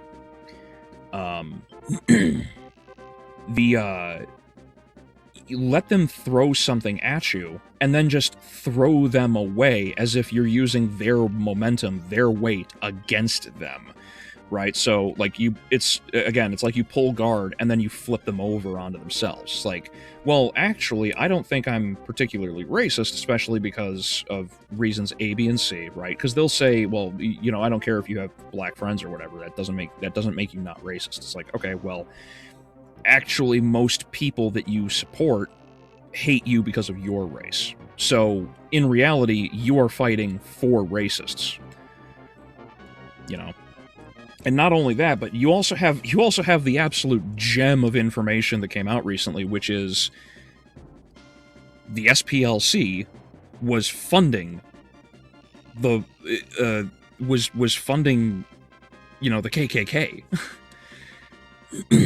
It's like everything that you stand on, right? Everything that these leftists stand on, you can just flip it around and be like, well, actually, the people that you support and the organizations you have supported all this time actually objectively have been supporting hate groups. They have no idea what the fuck to do at this point.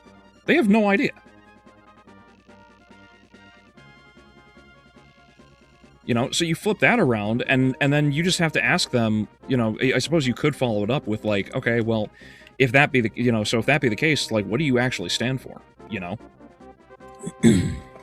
Like, what do you actually stand for if the SPLC was funding the very things that you say you hate, but it turns out you're actually in support of all of this? So which is it? Like, you stand on a pretty evil side as far as I'm concerned, you know? As well as, what was the other one? What was the Charlottesville? Yeah, Alexander, they funded the Charlottesville. So, like, the SPLC actually funded not only all of the not only all of the racists of the KKK and that organization, which is the most dangerous hate group ever, they also supported the tiki torch Nazi white supremacist bullshit that happened in Charlottesville. Like, you can't make this shit up. It's so fucking funny.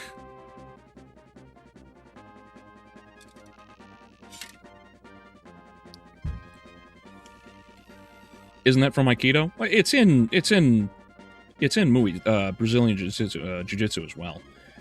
Like, Brazilian Jiu-Jitsu isn't just about locking people up. You can absolutely, you know, put your... This one was really funny to do to some people, and in turn, having it done to me as well. What you can do is, not to go on a tirade and bury the lead, I suppose, but what you can do is, if you pull guard, and you've got someone by the collar or by the shirt or whatever, what you can do when you roll down onto your back, instead of kicking out their legs to throw your opponent or whoever off balance, what you can do is place your feet right on the hip joint, like right in between, right? Like at the top, like right on above the thigh but below the stomach. You place your feet there, or even just one foot, and you have them by the collar or by the wrists or something, that person is going fucking flying. I know, because I was one of them. Like, it happens. It's funny. Let's see. I could definitely use another, everyone has at least one cleric except for you and you. I have one Amazon.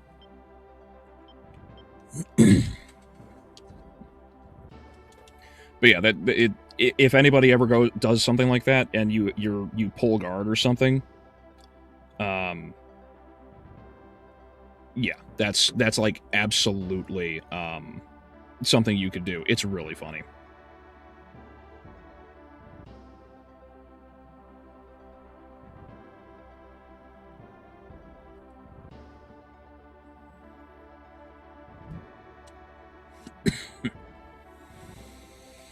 Charlie Kirk's death also finally revealed that peace with them was never an option because they never wanted peace. Sadly, that's true, yes. They never actually wanted peace. They don't want peace. They either want death or they want capitulation. This is definitive. And to be fair, it's not even actually just like with Charlie Kirk. Other people have been injured. Other people have been shot and killed for having a disagreement of opinion. You know, like the BLM riots and everything else. The BLM riots and everything else that were going on. What happened to that? What was it? That mother, I think? That mother who was... where was she? I think it was the mother who was walking home with her boyfriend. Or, yeah. It was the mother who was walking home with her boyfriend who ended up getting shot by a bunch of BLM supporters because they got into an argument on a bridge, like sometime before anybody really started paying attention to a lot of shit. There was also the death around... What was his name? I'm trying to remember his name. What was his name? I don't remember his name off the top of my head, but there was also the other guy that... Who was it? There have been so many. I would have to sit down and actually go through... I'd have to sit down and actually go through, like, everything again, because I don't remember all of the cases.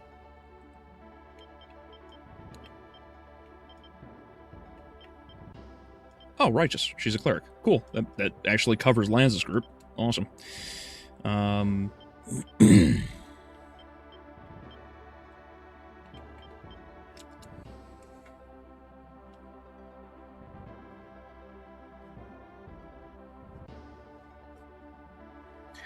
Yeah, I'd have to sit down and actually track a bunch because there's so many examples of shit going sideways that it's genuinely kind of like difficult to figure out what's what. But yeah, I every so often I add something on my Twitter. I'll just bookmark something, and it's usually pretty stupid because it fucking happens.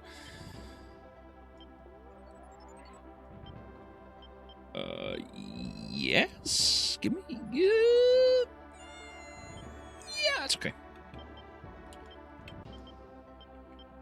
Put him there. Put him there. Put you here. Put you there, and there. Okay. I know he's a samurai, but I'll keep him because I want a samurai master. That's fine. Actually, I could just change him into a knight. It's not going to matter.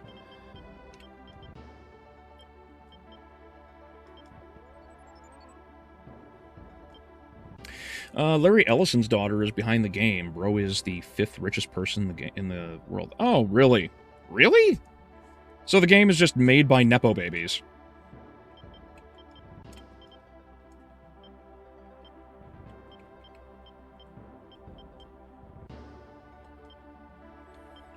Okay, does everyone have...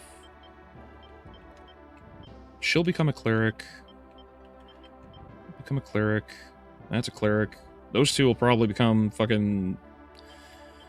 Valkyrie.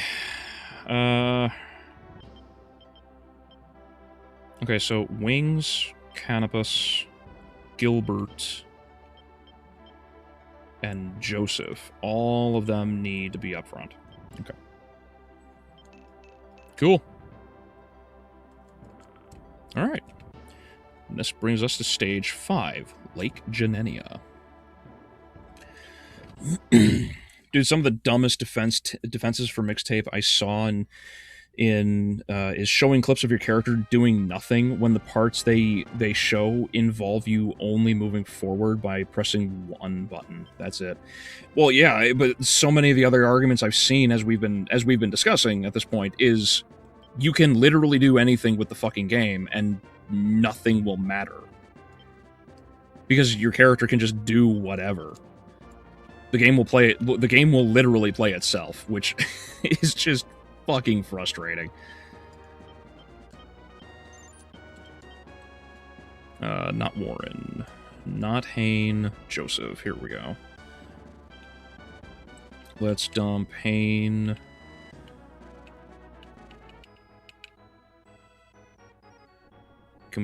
Can I push through is the question. Need wings.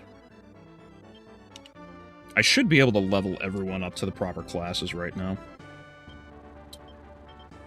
No, not done. I need Canopus and Gilbert. These are the last. These are the last ones.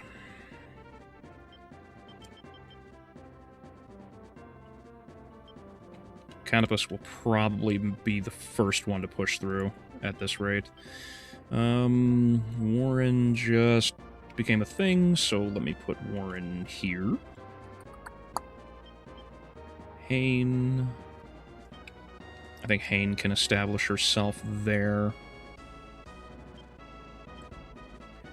Mashu. I'm going to put Mashu here. And then I think I'm going to put Dun back here.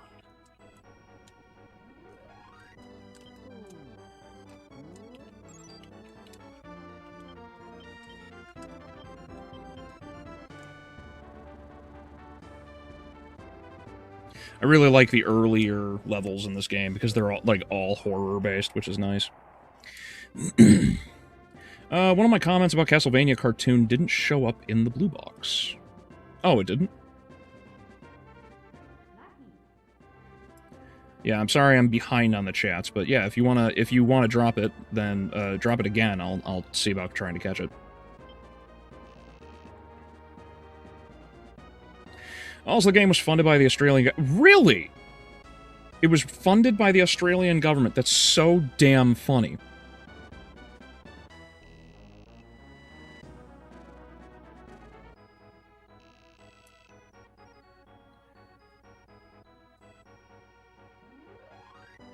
That was an absolutely golden find out. I know. Dude, the SPLC, finding out the SPLC has been funding, you know, right-wing terrorist organizations, and it's been funded by left-wing politicians funneling American tax dollars into these groups is so damn funny.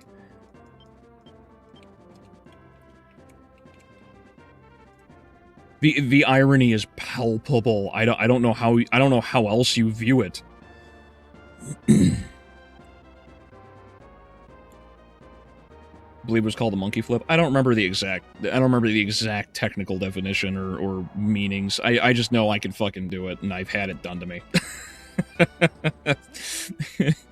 There were a lot of really loud plops and a lot of unfortunate headaches that happened that day.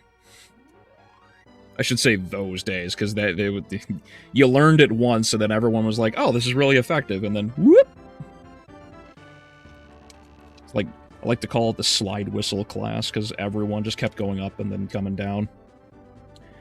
Peace through tyranny? Yes, absolutely. Like I said, capitulation. They want control. You either give them what they want, or nothing. You know, they will not help. They will not do anything else to talk with anybody.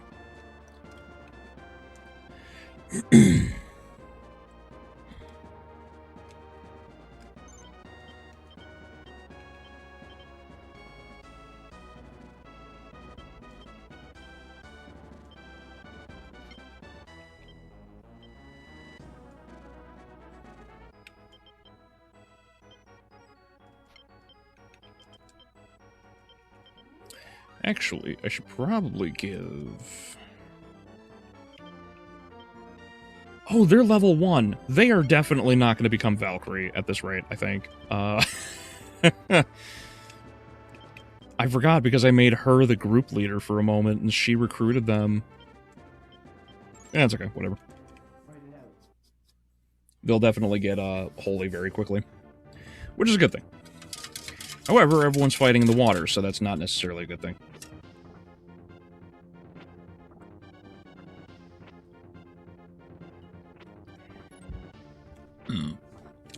Also, I remember reading Aikido, Jiu-Jitsu, and Judo used to be one martial art.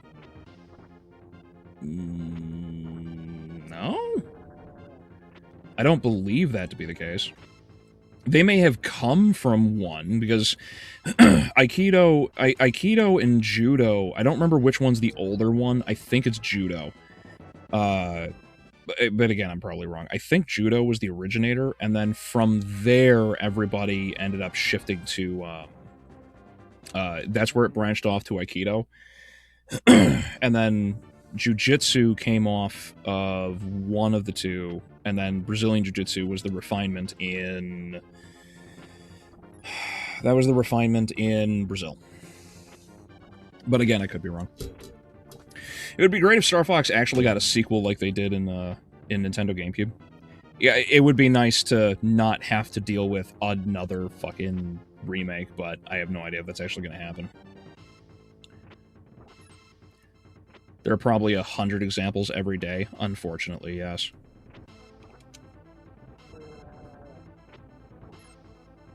What's funny is they don't consider left-wing violence to be left-wing or violence, while saying right-wing violence is on the rise. But that's part of the problem with the conversation. You're not...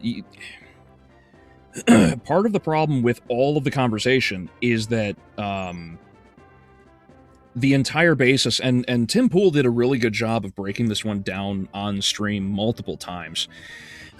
He was pointing out how people will focus on everything being right-wing violence, even though the definition of right-wing is brazenly one-sided. You'll have people say, well, actually, Muslim terrorist organizations are right-wing. And it's like, okay, well, what's the definition? Well, it's religion. It's like, okay, well, then that means that the left-wing ideology is clearly a religion then. But they'll ignore it. They'll ignore that entire conversation. Because it goes against what they have to say. They'll go against, they will go against literally everything that makes any sort of disagreement with what they have to say. They'll define groups as Black Lives Matter as not an organization or terrorist organization. They will ignore that and go completely against it, saying that their violence is individuals, that it's just general crime. That's insane. That completely undermines everything. And of course, that's the that's the ADL, the SPLC, and a couple other groups also all judge everything in that same manner. It's horribly one-sided, and it has no actual intention of trying to be objective by any stretch of the imagination. It's frustrating. So this is why a lot of people get really sick and tired of it, and why it's funny that everything is crumbling down around them, because they are losing all of these arguments, and rightly so.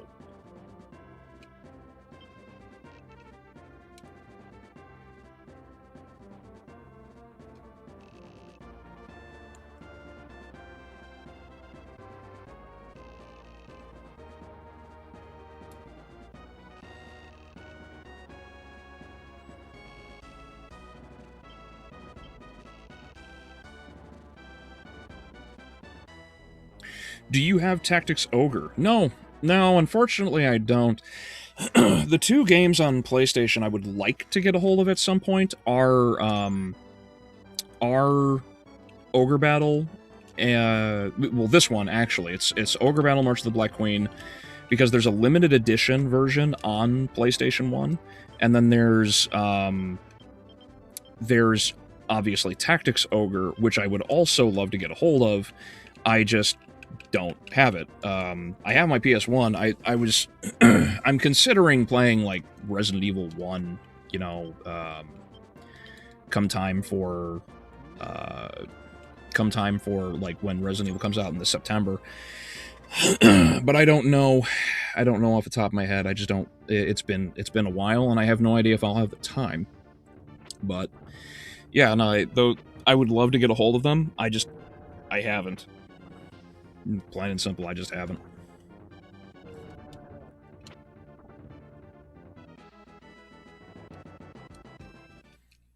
Hector was gushing about vampires being majestic and perfect until he was held prisoner by those sadistic vampire girls. Yes. That's one of the other fucking problems I had with the way it all is built up in Castlevania there. It makes no fucking sense that Hector would look at it makes no sense that Hector would believe that vampires are not some higher level beings or intelligent like humans. It makes absolutely no sense, because presumably Dracula has been friends with Hector for ages. If he's been friends with Hector for ages, then Hector knows that vampires are, you know, like, they're not idiots. So it's like, why do you operate with such an assumption? It makes no fucking sense. There are so many problems, and I know a lot of you guys, I know all of you guys are patiently waiting for me to get around to doing Castlevania again. I am slowly working through, I say slowly, I'm already like a third of the way through the review. I'm currently working on the review for Shelby Oaks, so Chris Stuckman's movie from 2025, the one that I put as the third worst of last year. I'm working on it. I'm getting through it right now. I'll probably have it done, but I don't know if I'm going to release it this year. That I don't know for sure.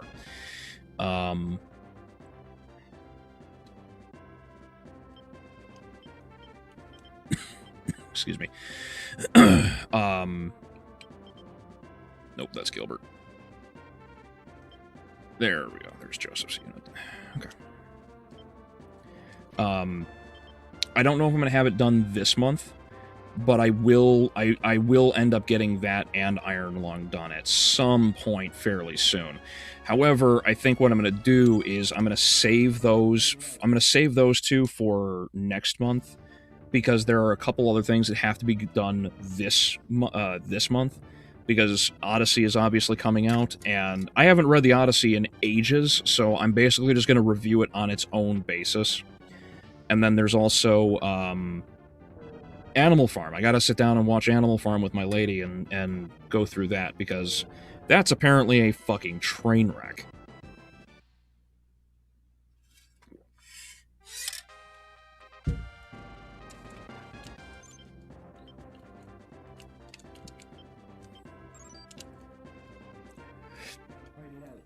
Bro, this gameplay is making me want to play XCOM UFO Defense. Oh my goodness, I haven't heard that, like, that specific name in forever. I never played it. I've never played XCOM. I know it because I actually had the old floppy disk for the original XCOM. Like the one where it looks like a deep one's like clawed hand is like coming up through the water. I used to have that. I don't know where it is, but I used to.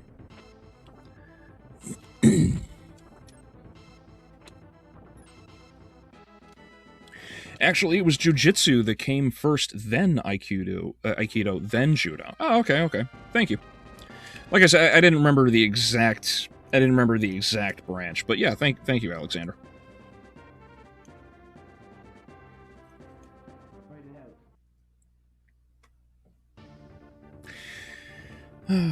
We are the only ones willing to talk, which seems to be our downfall. Eh. It be as it do.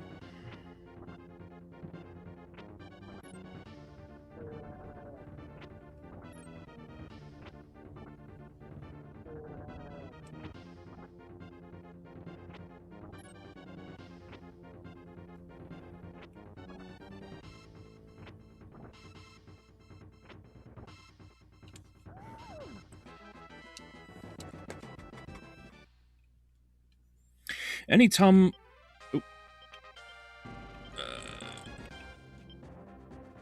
Not level 4. Not yet. Alright, he's about to ding.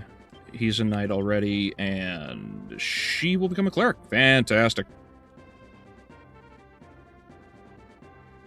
Hell yeah, let's do it. Bro, this, Castlevania Nocturne was such an abomination, it took all my strength to get through it. I know. I fucking know, man. If you haven't seen it, DB, I have a review of Season 1. That's available on my channel.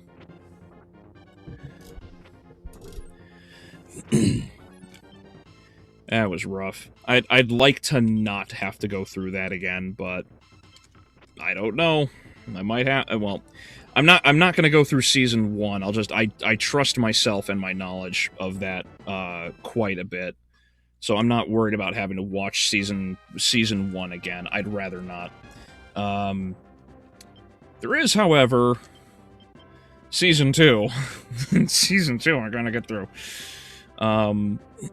So I have to get through Season 2 at some point.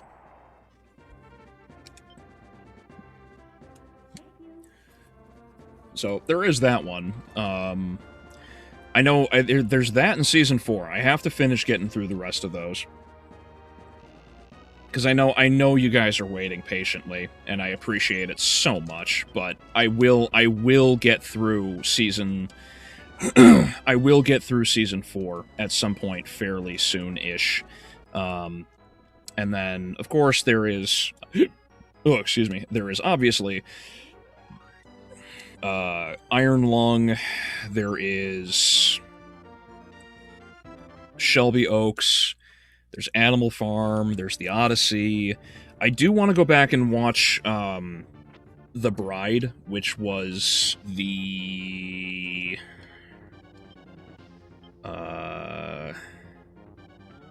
that was the really terrible, like really terrible fucking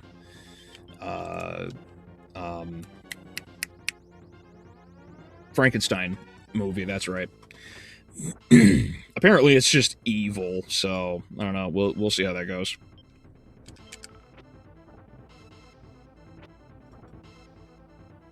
Speaking of Animal Farm, the original 1954 movie was posted on YouTube for free to watch. Oh, really? Fantastic. People can actually watch what Animal Farm really is. Hell yeah, I'm watching that before I go to bed then? Awesome.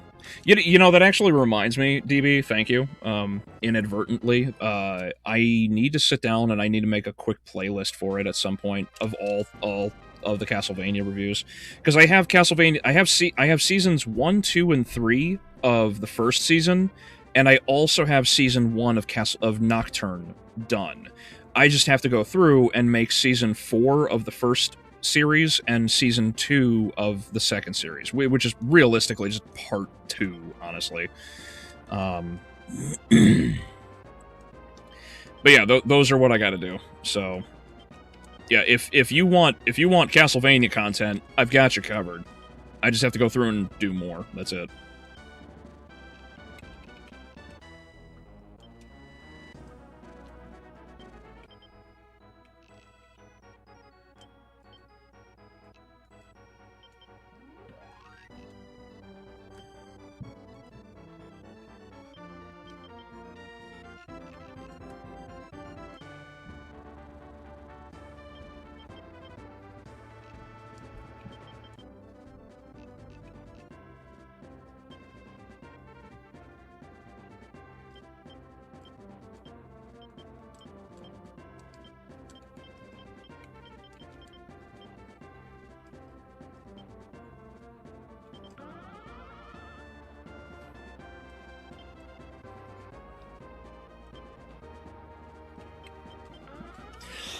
Them changing the meaning of Animal Farm is very 1984 of them. Well, yeah, ironically, but I don't know if anyone else like caught it, paid attention to a lot of the drama and shit that was going on. According to Tim Pool is the guy I'm referencing when I say Tim in most cases. Apologies. According to Tim, the director is so Andy Serkis, so Gollum, the actor for Gollum, is the director of the movie, and he did a interview on the red carpet saying straight up, like, yeah, no, this is not meant in any way, shape, or form to be anti-socialism. It's explicitly an anti-capitalist story.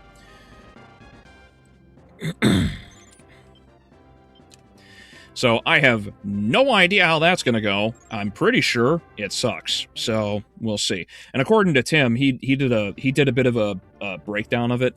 Apparently, like, what's his name? What's his nuts' mom is the Elon Musk's mom is basically the villain. She drives a Cybertruck, looks just like her. Apparently they're apparently all of the animals get stuck in a private equity deal because Napoleon, who is no longer Napoleon, apparently he gets into a spat with the main pig. I forget his name. And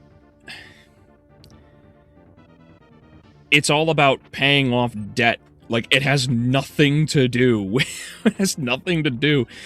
with anything socialist at all, which is or communist more specifically. So yeah, I'm expecting to go into the movie and just trash it. I have no intention of watching it. I'd rather watch you tear it apart. Yeah, sure. If it really is what it's supposed to be, then I would rather the movie fail. Like, just outright. I'd rather the movie just fucking tank. Cleric. Knight.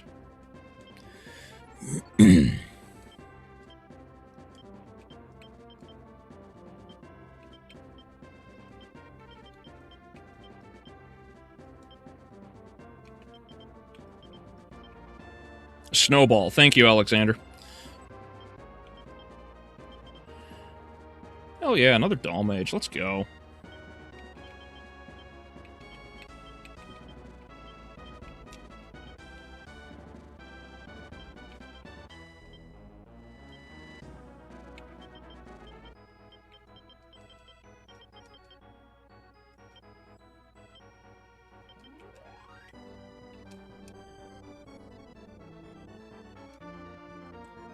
Oh, cool. Got to the temple.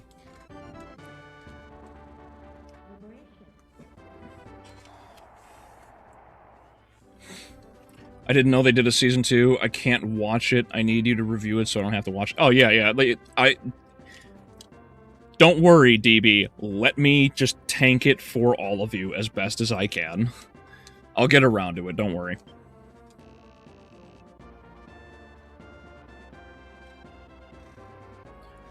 I completely forgot about that movie. Oh, you mean The Bride Devil? Yeah, because it kind of came and went, but it was like super evil woke kind of shit. Apparently, so The Bride being The Bride being this movie about Frankenstein and him getting a bride. Apparently, the movie basically opens, and I kid you not, this is actually what happens. From what I've heard, the ghost of Mary Shelley possesses the bride. I will say that again. The ghost of Mary Shelley, the author of Frankenstein,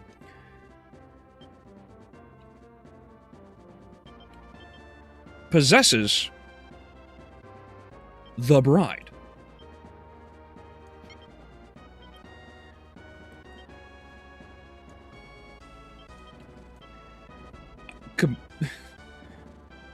Yeah, so I see a lot of people reacting like, what the fuck do you mean? I'm not kidding. Yes, this apparently happens in the movie. According to what I have heard, the movie is about, so Frankenstein's monster, or Adam, if you know the original story, as he's generally called, he's very lonely. And because he's lonely, he wants a bride. A woman dies. She's some singer or whatever at parties and everything. She dies.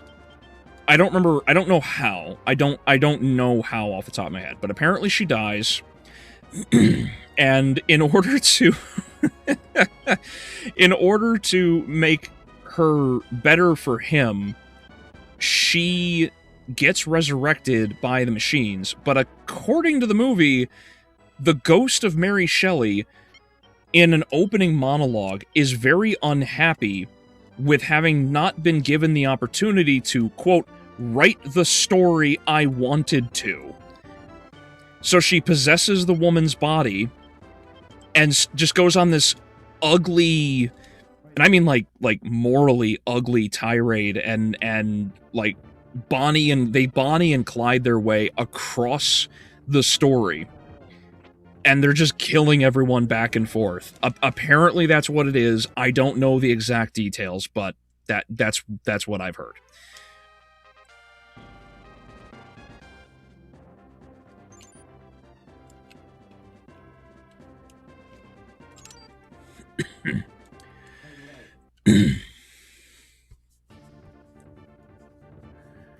I say we need to return to Christian fraternalism.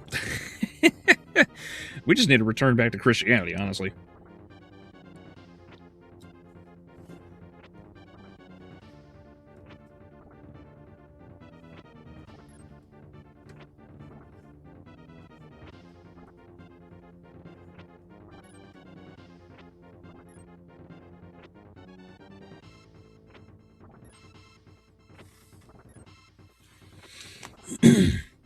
Wait until after the damn credits if you don't know. Oh, yeah, I don't know what you're talking about, Devil, but I'll pay attention. Are you talking about an after-credit scene for the fucking, Animal Farm movie?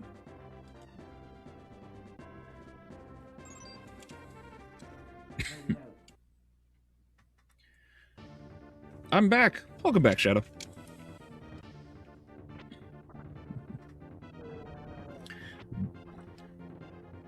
It looked ridiculous. Dark woke. What?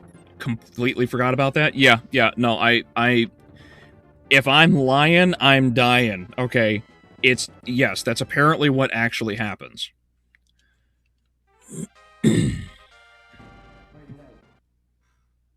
When did that movie become an isekai? Also, Mary Shelley made a point of not wanting Frankenstein to have a mate since a terrible man cannot be fixed by a woman. That's really interesting because I don't agree with that view. I think women could absolutely change a terrible man if he is willing to change.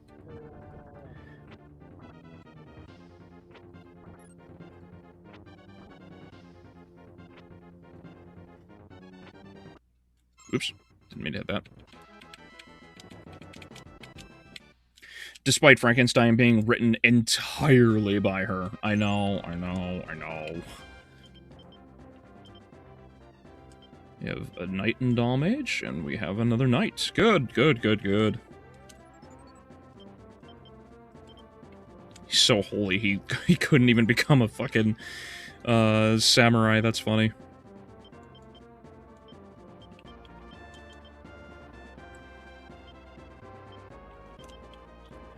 Hell yeah. Cool. That's another team that's stacked now.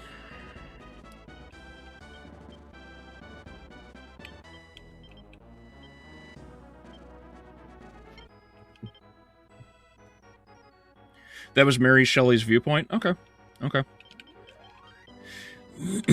I'll still disagree with the point because I do think that a good woman can change a bad man so long as that bad man is willing to change into a good person. That's I mean the same thing also goes for a bad woman with a good man. Same thing.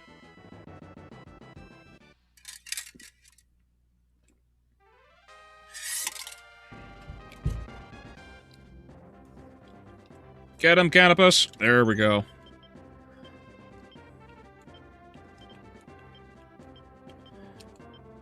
I feel like I'm chewing right through this mission. Let's put Canopus back out in the water here. What was running away? Oh.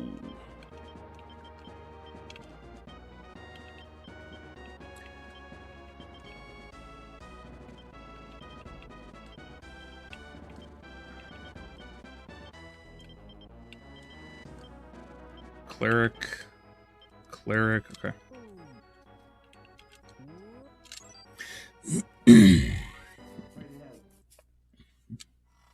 Animal Farm? Yeah, okay, thank you, Devil. Yeah, I'll pay attention to that if that be the case. Mary Shelley was a successful author, but feminists told me that women weren't allowed to do anything before the suffragette movement. Yeah, basically.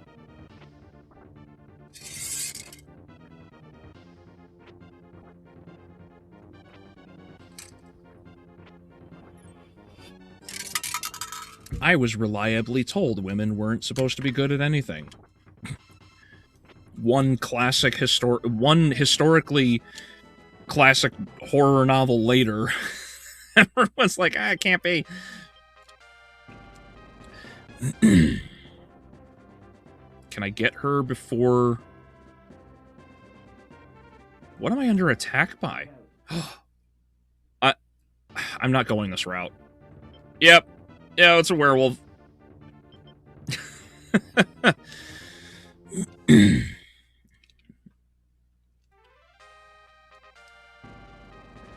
Oh, thank goodness Canopus did it.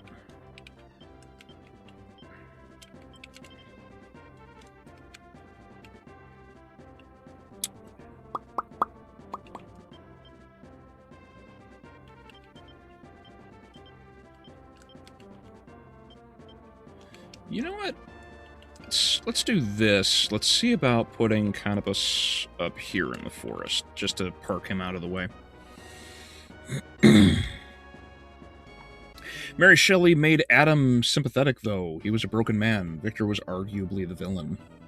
Well, yeah, because Victor just kind of up and leaves the monster, which is not a good idea, obviously, because he's fucking confused. So I don't necessarily blame him.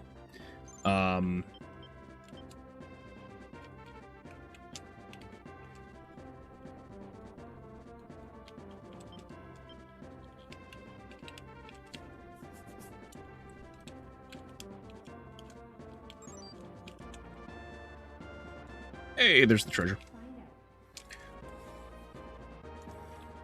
Oh, the Holu's sword. In fact, fantastic. That's a really powerful fire sword.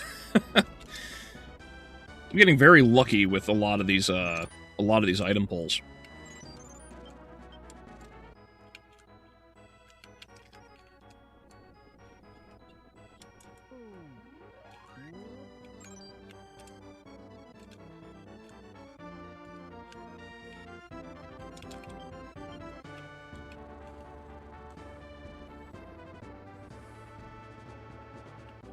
Oh, shit.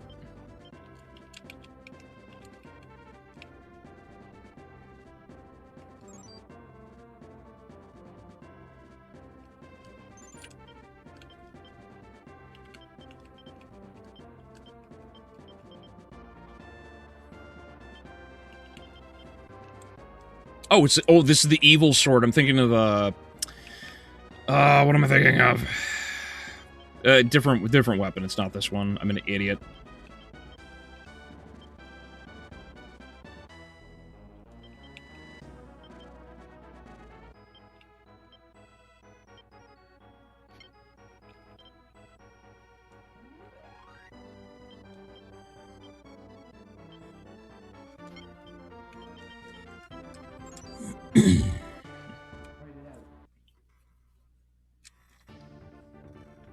I can fix her! Yeah, that's kind of the mentality, unfortunately.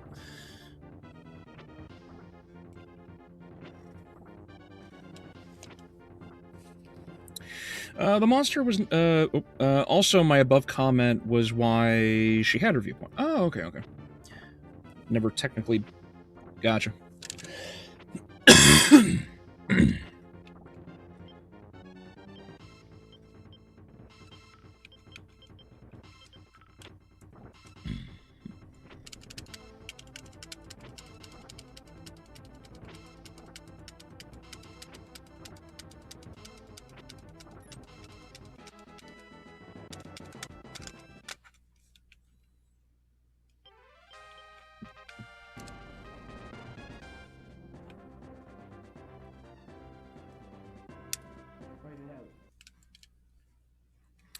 What's your initial thoughts on the Odyssey drama? Looking like Nolan is bending the knee. Hate to see it.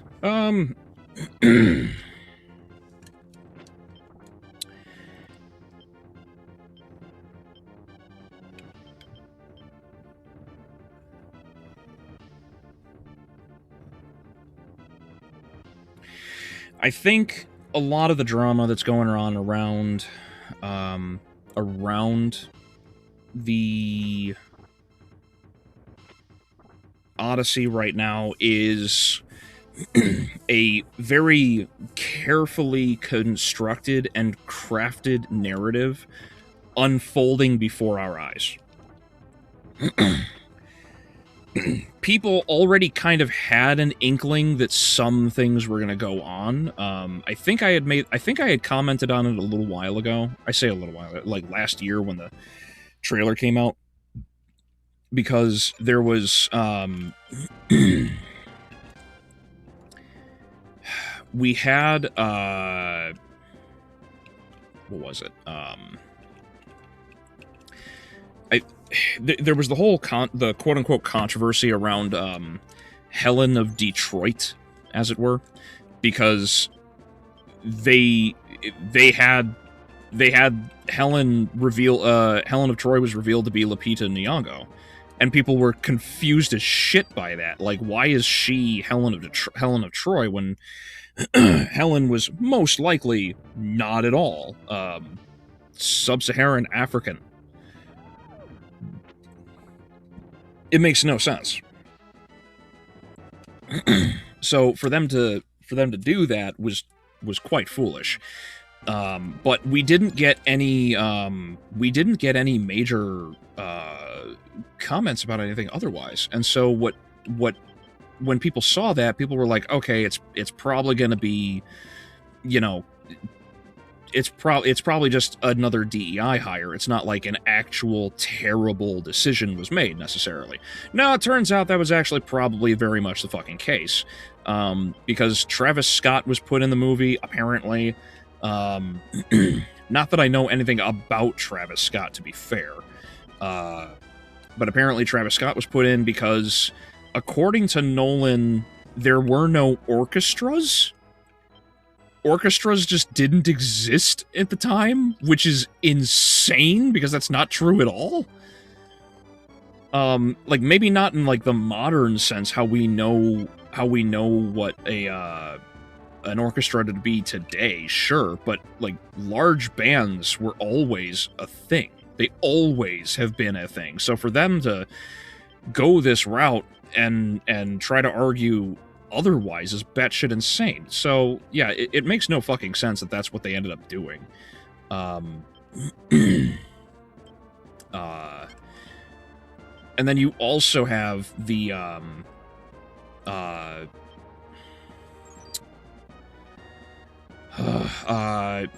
you also have Achilles, Achilles, who is going to be played by, supposedly by, by, Ellen Page, which is another bastardly suggestion. Like, that, there's actually a little meme going around right now of, there's actually a meme going around right now of somebody did an AI version of Achilles as Ellen Page, and Ellen does the little, like, short charge, and she's obviously tiny as Achilles. She runs towards, I forget the guy's name, because he was also in one of the Civilization games, I think. But she charges towards him, and then he throws the spear, but instead of dodging out of the way, she just tanks it to the chest and falls over dead. And it made me laugh. But, yeah, no, like, like everything about what's going on right now with this movie just tells me that Nolan has completely given up, or Nolan is doing it for a very particular reason. I fear it's probably just more bullshit, like DEI crap, where they're gonna do whatever they can in order to make everything go as positively as possible for critics. Because there's a major disconnect with a lot of things. I know a lot of people say, like, hey, you know, fucking, they're doing it because they want money and a bunch of other shit, and that's not wrong, because there's still DEI money to go around. However, the issue is, it's going to be successful in the critic realm because the movie, in order to get, I think the Academy, like the Hollywood's like Academy Awards thing, like they changed their shit recently, their requirements.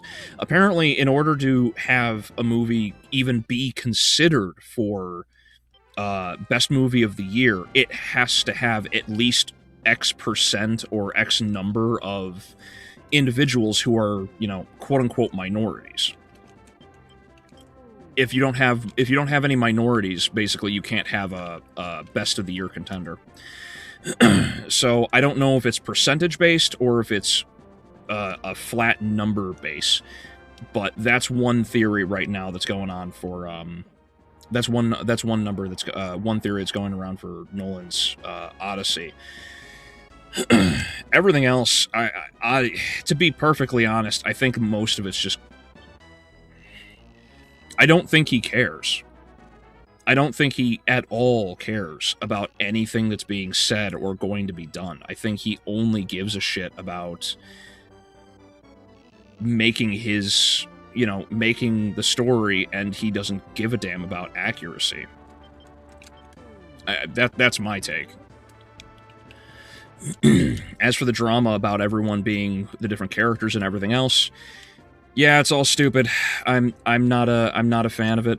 I think that Lupita Nyong'o playing Helen of Troy and Helen's sister at the same time is asinine, because Helen wasn't a twin.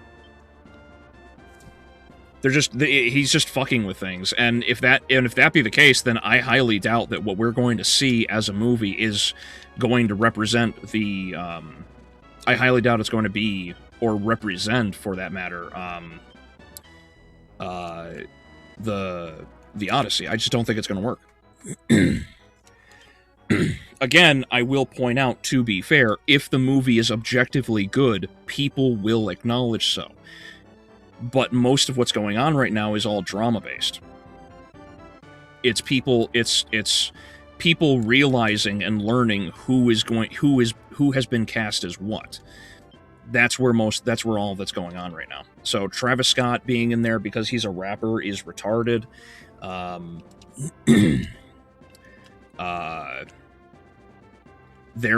His argument that there were no orchestras is retarded. The idea that you have multiple people who are not supposed to be or represent Greeks, let alone Romans, because of skin color is obviously wrong too. It's all a bunch of stupid shit, and it makes no fucking sense, and it's not a good thing. So yeah, in terms of all of the, the drama, yeah, no, everything that's going on is really stupid. I'm not okay with it. Oh, damn it.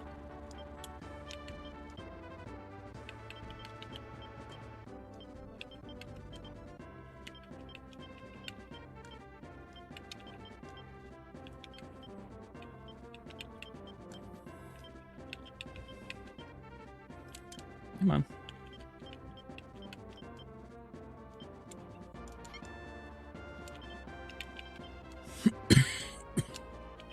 Excuse me. We need to take back control of the world from these weirdos. I agree. I agree.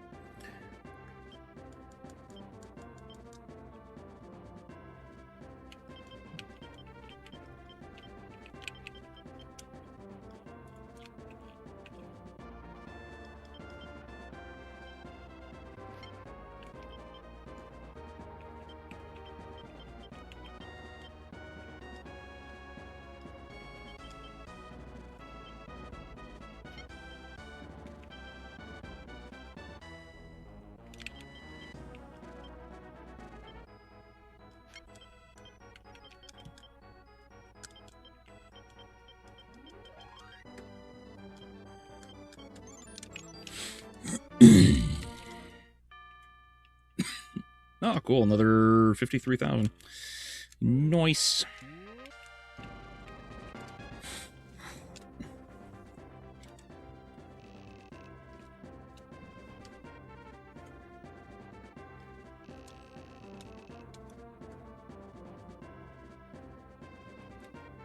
It's performative trash, but I don't see Nolan caring. I agree.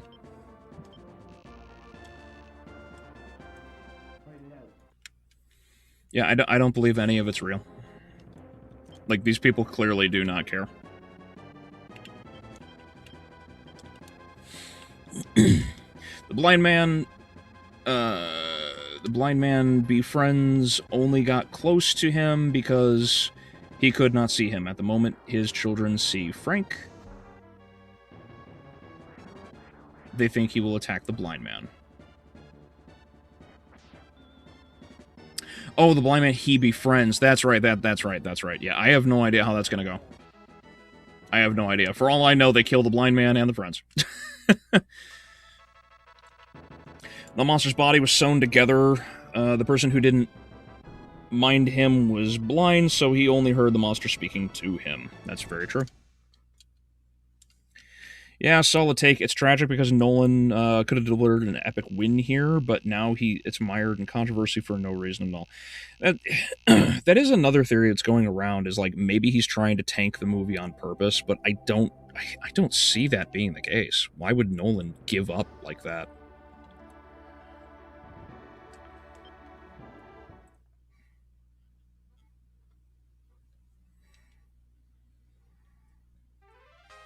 Historic revisionism.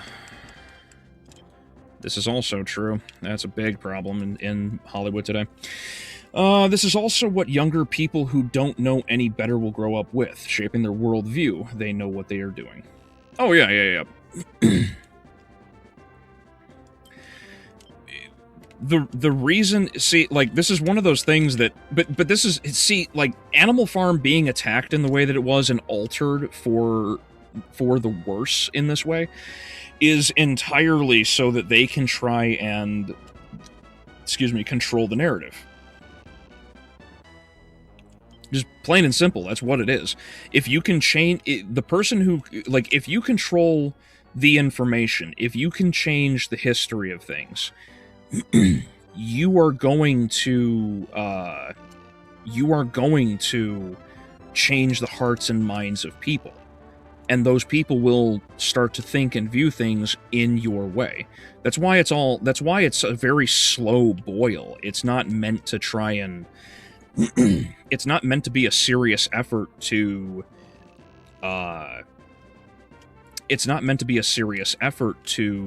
make anything accurate. It's meant to change it so that people align with your view, your worldview, your beliefs, your ideas, your thoughts over time. That's why it's a pain in the ass. Because dealing with these people is... None of these people are honest. Not a one of them. You know, this is why I don't believe Nolan when he says such stupid shit. There were no orchestras. Large bands, large get-togethers of bands were brought in. We know this to be a thing. Like, I don't believe at all that what he said about that is true. Not at all.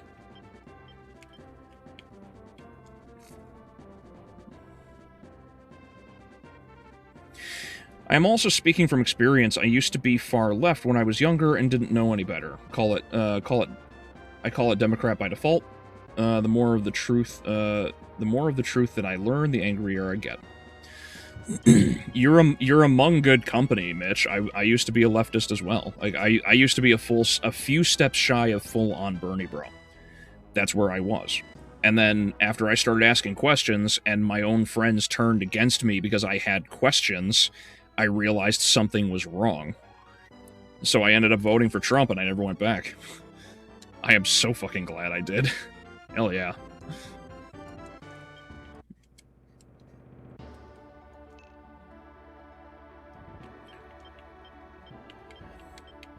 And I'm sure there's a good number of people in this chat too who were leftists or left-wing in some way and also ended up shifting over politically. It happens.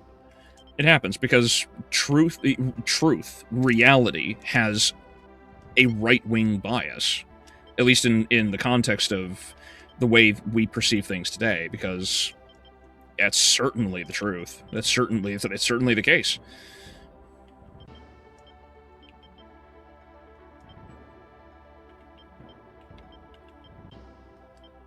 Okay, they can become clerics.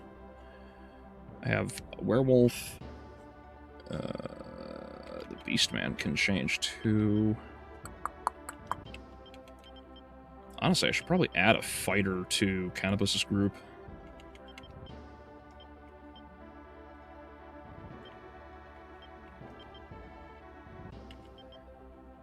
I should take one. I should make one of them a Valkyrie, I think. At least one of them maybe a Valkyrie. I don't know. I have a lot of doll mages. I think the doll mages are fine, honestly. It would just be nice to have a bunch of Mews. And then whatever extra I have, I could just, like, pull out. Because Gilbert's group is the only one that has to go through any changes right now. Everyone else is basically set in their path. Yeah, I think I'll pull one of them. And yeah, I think that's it. I'll just pull one of them. And add a fighter.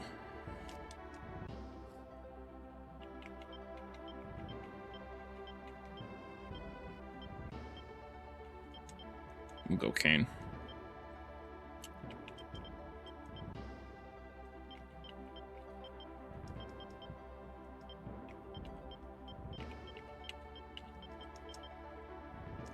There we go. I think that'll be good for now. Let's give him this so he survives. The Sigmund lands. The Notos here. Halu. Actually, I'd probably put Halu down here with Surge.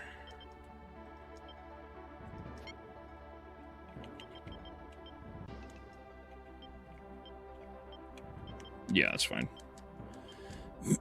Actually, you know what? No, actually, I'm just gonna play this game and keep doing the thing, and I'll just give everyone the strong weapons to give them the advantages that they need until I have enough weapons.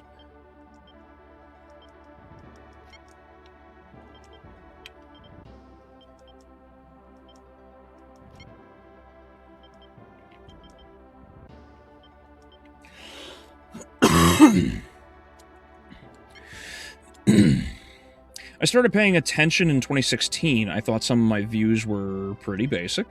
Okay.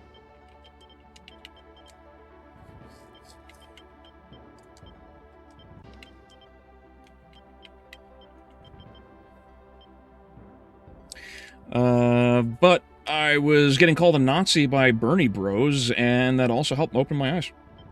Yep. Yeah, one of the things that really opened my eyes was my ex-best friend. And it's a real shame because, like, I used to consider him, like, the wisest guy I knew, and then it turns out that he actually knew nothing. What ended up happening was we had a number of disagreements on certain things, and I asked questions proposing different,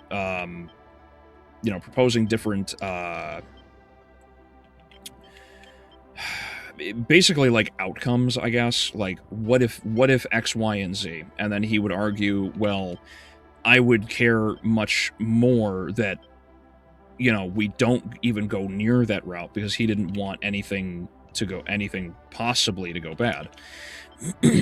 And so, as long as we avoided that, he didn't necessarily care. And then one of the last things that really pushed me over the edge in terms of supporting anything he had to say or believing him was I got into a conversation with him about pedophilia, which was a real concern for me because I hate the idea. Like, obviously, like, I hate the idea of pedophilia. I'm not okay with it. And it really drives me nuts because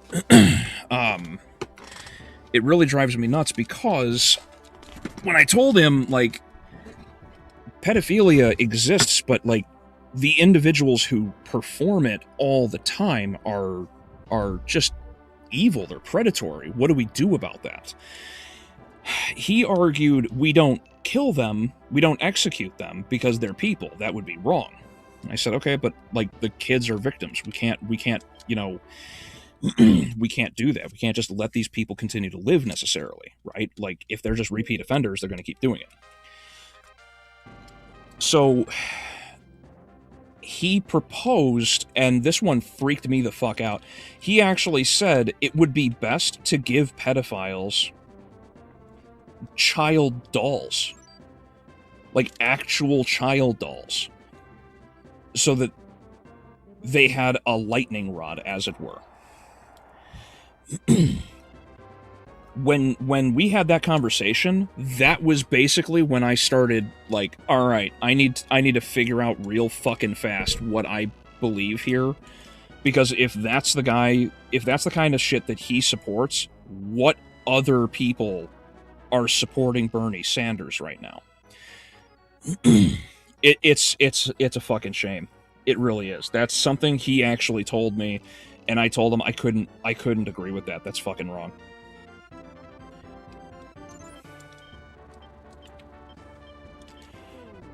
Waterhawk, hello, how are you? I apologize on dropping such a weird fucking conversation on you, but I hope you're willing to stay.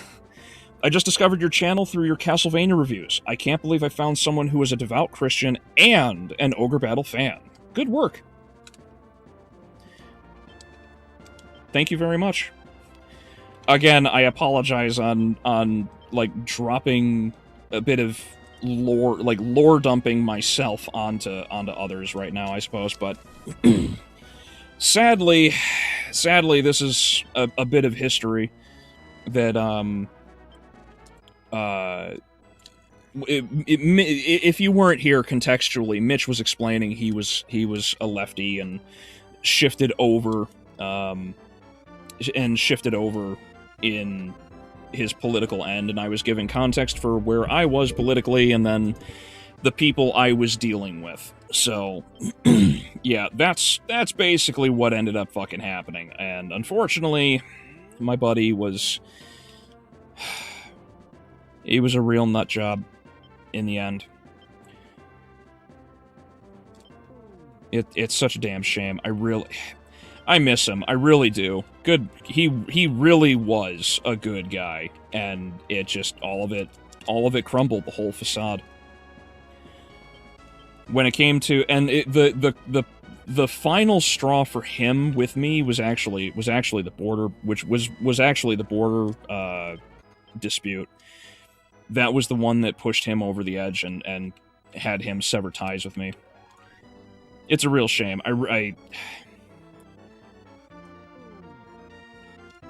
Damn it.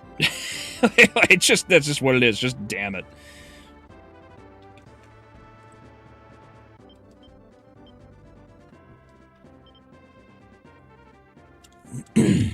But yeah, I hope you enjoy the Castlevania reviews. I've got plenty more. If you want to learn about Mortal Kombat or my view on Nintendo's Mario movie, be my guest. They're all available.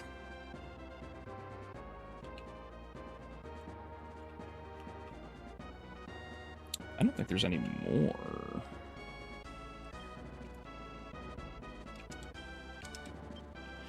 But yeah, also, yes, I am going to be streaming, I'm gonna keep streaming Ogre Battle until I get it done, so yeah, cool. I'm glad to know that you're here. It's always nice to have another Ogre Battle fan in the subscribers list.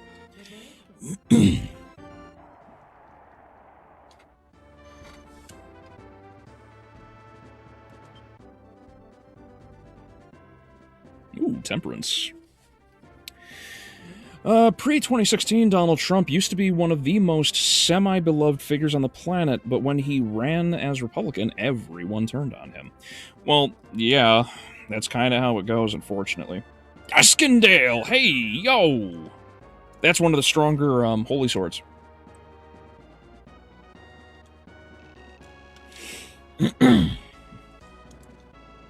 Yeah, no... In the same way, I think Nolan's bullshit is performative when it comes to what he's said and done about everything in the Odyssey drama. I would also say that Nolan, the hatred against Trump is also performative to a degree. To a degree. Because ultimately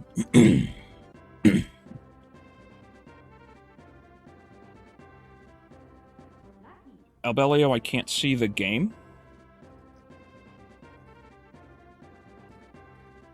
Anyone else having an issue here not seeing the game? Because I would... Everything on my end is running totally fine.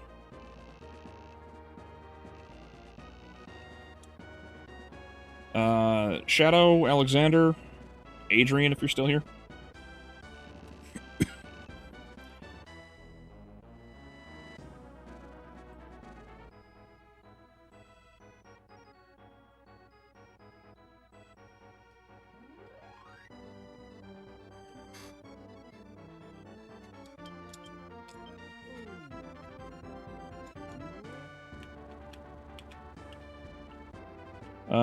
Never mind. Okay. No problem, Devil. I gotcha.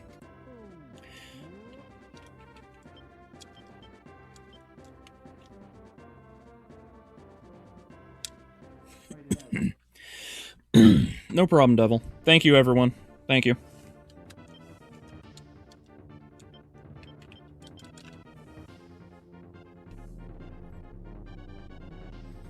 Anyway, yeah, geez, sounds like something Destiny would say. I think Destiny actually did say that, Hawk.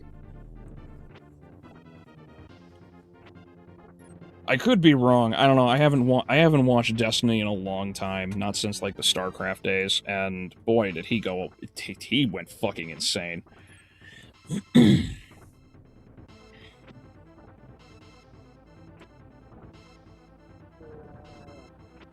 Was that the last you heard from him? Oh, no. Like I was trying to say, or like I mentioned earlier, the last time I heard from him before he, you know, cut all ties with me was we were discussing and arguing about the border.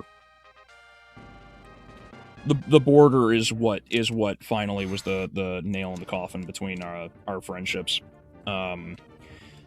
He himself, so my ex-best friend, which is still one of the stupidest things to fucking say, but he is Hispanic, but he is so incredibly white, you would never believe he was Mexican. To say passing is an understatement. Like, I'm an Irish mutt, right? Irish, German, Polish, Hungarian. I am white. This guy makes me look Mexican. Like, he's so pale. And I made a few points about how the border should be closed for a number of reasons, right? We need to stop three main things. We need to stop human trafficking for sexual and drug and labor purposes, right? Because that was really the main thing. Like, there was just a lot of trafficking happening, as we all know. Or if you don't, you're learning now.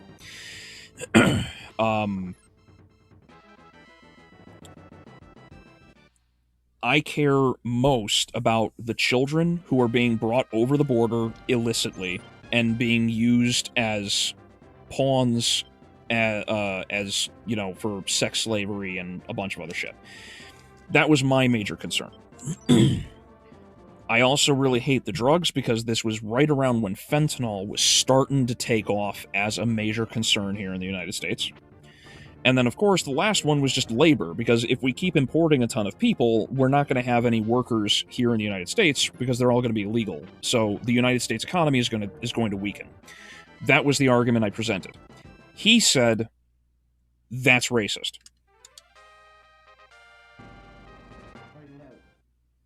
That was actually the argument that ended up happening, and at that point, I was done. And so was he. He cut all ties with me from there, and I never saw him again. I never heard from him again. So, yeah, that's what happened there.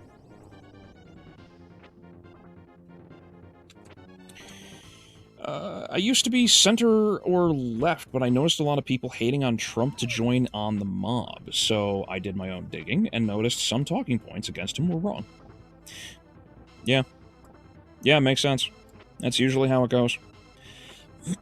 like I said, reality has a right-wing bias. Not because that's just, you know, right-wing because it's political or whatever, but right-wing because currently, and this is something that a lot of people don't necessarily care to accept, is that currently the political wing that has the most objective bias, the most objective understanding of the world is the right. That is unfortunately reality. I say unfortunate because, well, if we're being totally serious, it is unfortunate that that's the case. Like, no one measures or works from a position of reality anymore. So now what we end up getting is a ton of people that are arguing from, we get a ton of people who are arguing from a position of subjective perception, and that subjective perception allows them to change everything to fit their personal view, whatever that view may be, and now we get all of the problems that we have today. It's just, that's that. And so when I present three great concerns, you know, drug, sex, and labor trafficking from at least the southern border. In fact, we can do the same thing with the northern border, because you know, the Canadians also deserve to be scrutinized for the shit they're pulling.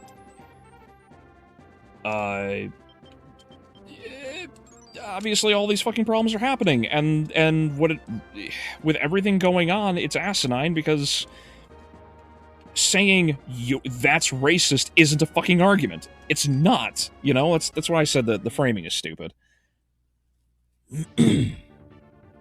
I can see the game, but your gameplay makes me wish I didn't. Okay.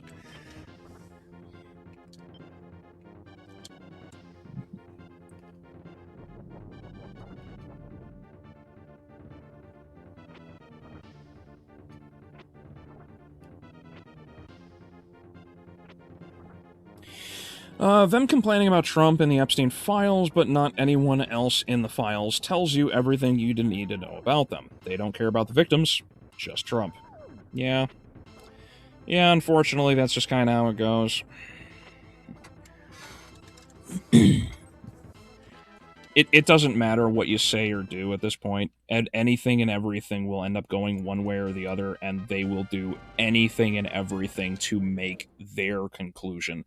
That's why I've mentioned it before. It's such an extraordinary bias, and I think I've said it before on stream, but if I haven't, I'll remind I'll inform everyone. I finally figured out how to word it too. Because of my understanding of thanks to having converted to Catholicism and going through and actually studying everything as much as I have, what I've come to understand is, because this is quite literally a religion, that's what it is.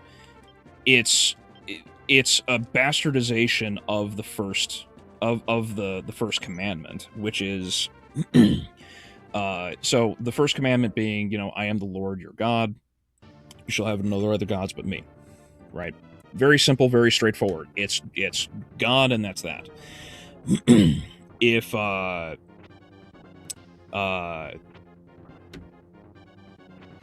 you change a couple words around and view it from the left-wing lens, what you get is, I am the revolution, your God.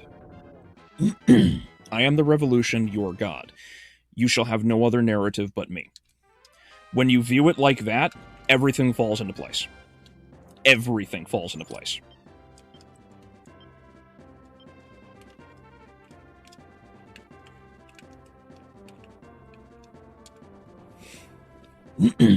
Converted? What was your original religion?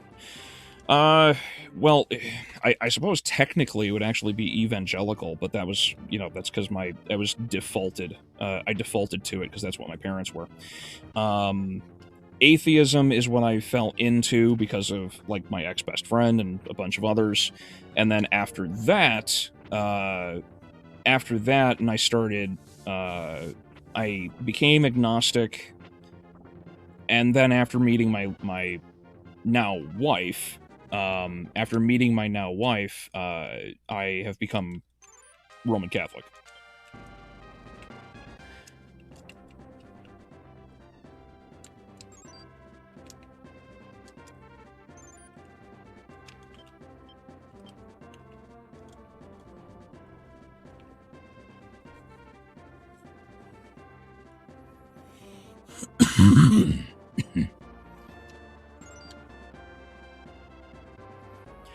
Okay, so I know that's all you're told us about your ex-best friend, but he didn't seem very smart to begin with. Well, you gotta remember, at the time, I was nowhere near as knowledgeable nor wise, if you can believe that, as I am today. So if I had to make a comparison and look at the two, absolutely, it is stunning to me how little he actually understood.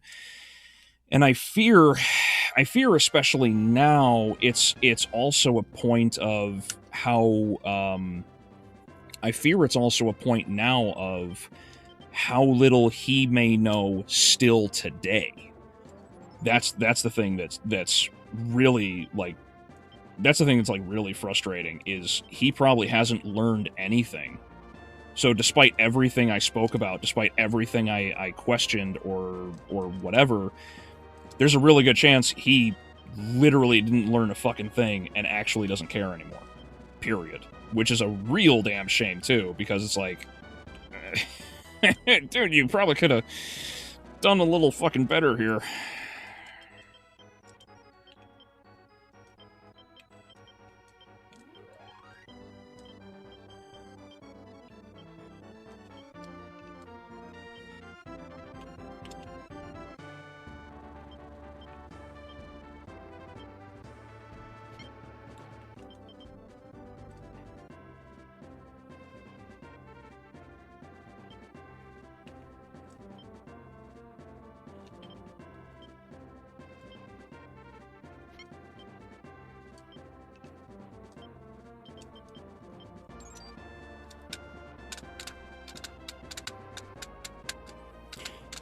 Also, no one asked about the Diddy files. Well, the leftists, again, do not care. They do not care. If it makes Trump look bad, they'll go after Trump. They will. Everyone else will be sacrificed. So actually, on that point, actually, for everyone who may not have quite understood what I said about the bastardization of the first commandment, I am the revolution, your God. You shall have no other narrative but me. The revolution is their God. Anything that fits that is what they will do. They will not question, they will not argue, they will do nothing if it challenges the revolution. This is why the revolution is the number one thing. They can't get away from it. Everything must serve their purpose, their goal, their revolution. If you try to argue against that, you are the enemy. This is why, despite everything Hassan Piker does, he can do no wrong, because he always fights for the revolution. The revolution is number one. That's how they view things, that's what they believe, that's what they operate by. If he were to say anything in opposition, anything seriously in opposition, that's when they would attack him. But they're not going to. They will not do it.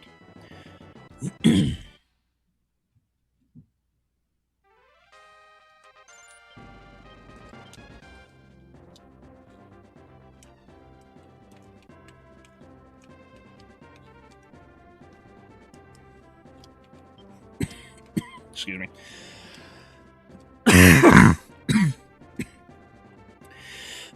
But everything else, like I said, nothing's gonna. They're not gonna do anything. They will keep someone like they will keep someone like Hassan in the position that he's in because he says the right things. Everything else is secondary or lower.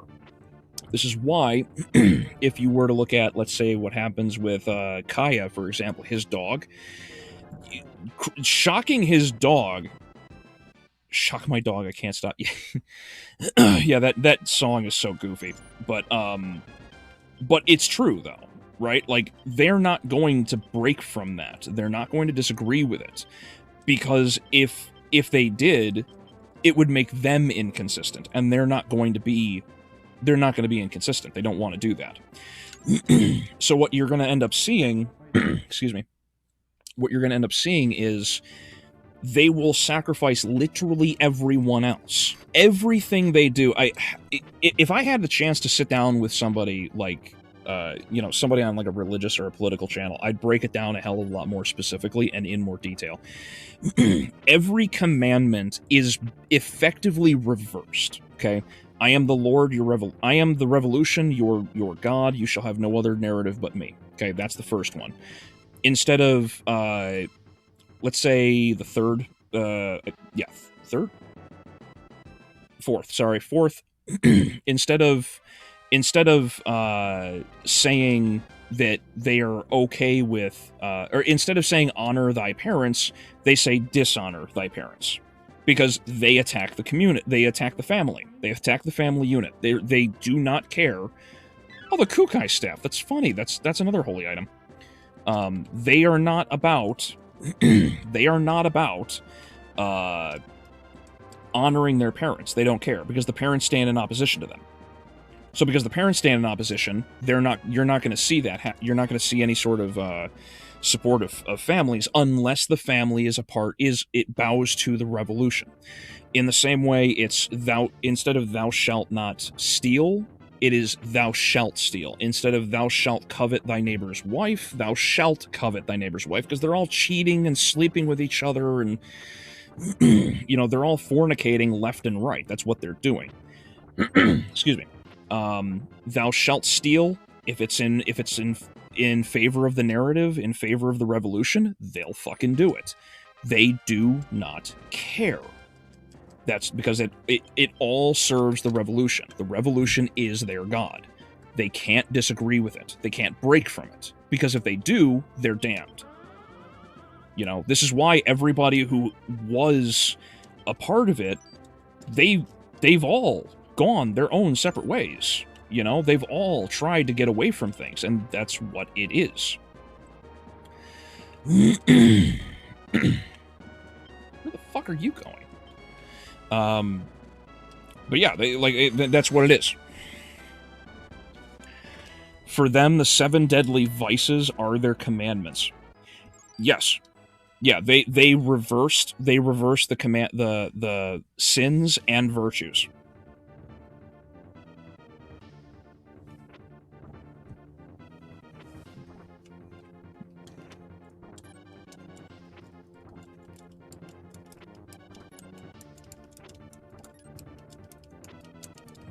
Everything that has a beginning has an end, Neo. Yeah. On the topic of Hassan, has anyone seen Shu's latest video on him? I have not, but I heard Hassan crashed out about it because he got thrashed in it.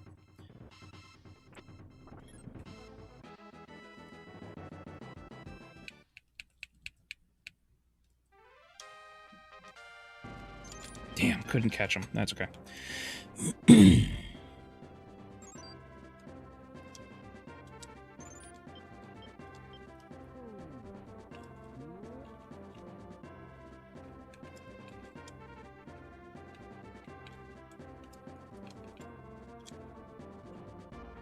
Honestly, actually, you know what? I'm not worried about it.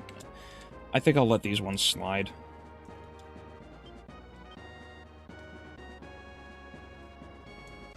Wait, isn't there a treasure, like, right here? Or am I thinking up north?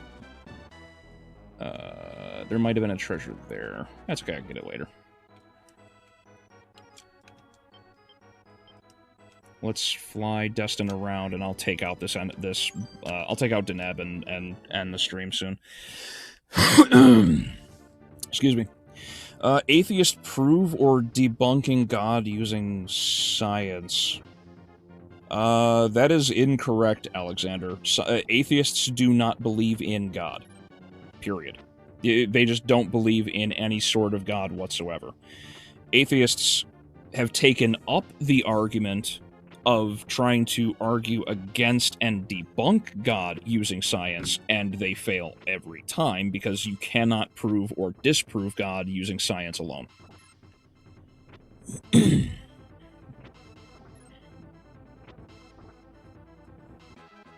Wow, what a low damage battle.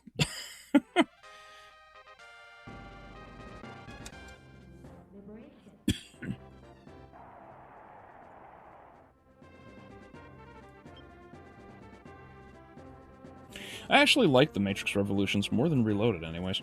You know what I really like about the Matrix Revolutions? Not only the fight scenes, because the fights are fantastic, but also I really, really, really love the fucking robots. I love the mech suits, being a mech pilot myself in BattleTech, so I'm all about that.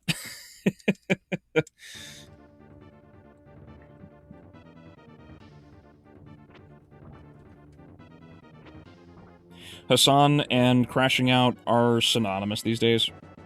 Yeah, as far as I'm aware, yes.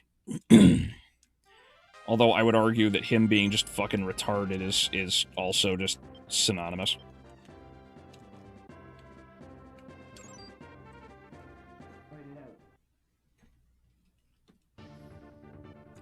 Hassan had his crash out after her video on Pragmata, then Shu responded. I recommend watching it as it has a special guest. Oh yeah. Doesn't it have Smuggalana in it?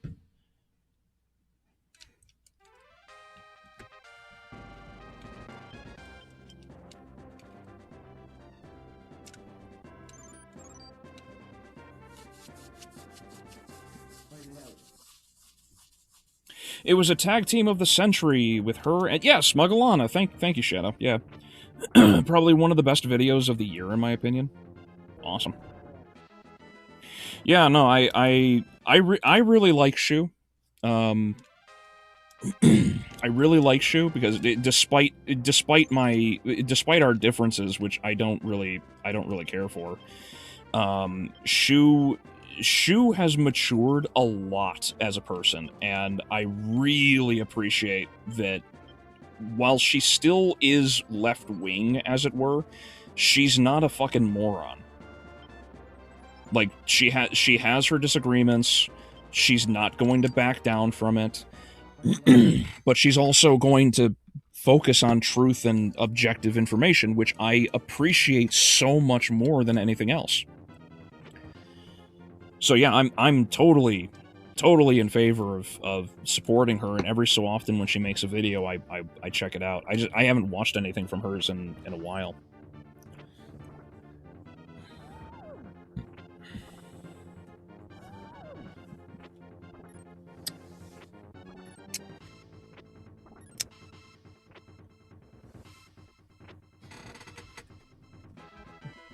Also, Smuggalana just cracks me up. Like, she's just very adorable. I like how I like how she calls herself. I like how her chat calls her the their emotional support Russian.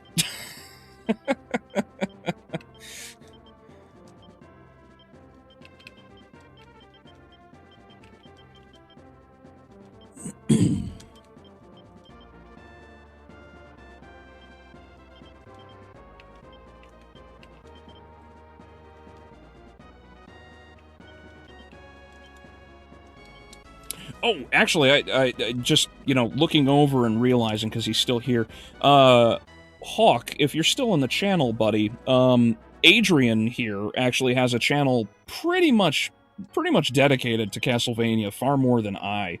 So if you like my Castlevania content on the 4 reviews I've done so far, he does a lot of little shorts on Castlevania content all the time, the occasional stream. We did a couple interviews a while ago about, you know, Nocturne and whatnot. So yeah, if you want to, be my guest. Adrian's channel is Castlevania focused. And if you recall, about a week ago, Shu tweeted to Alana to look in her DMs. Oh yeah, no, I don't know.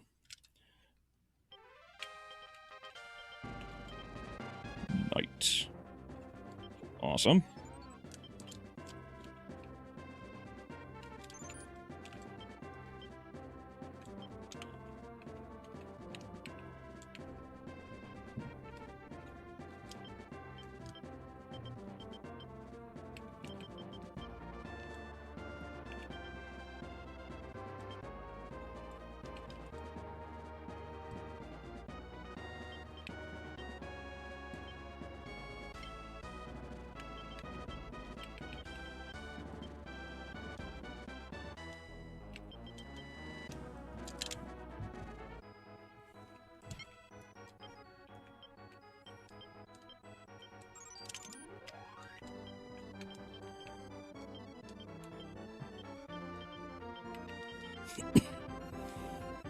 Awesome, I'll check them out. Awesome.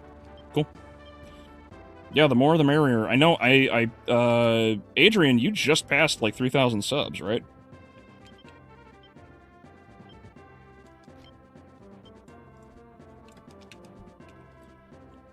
Because I always try, I try my best to keep an eye on my friends.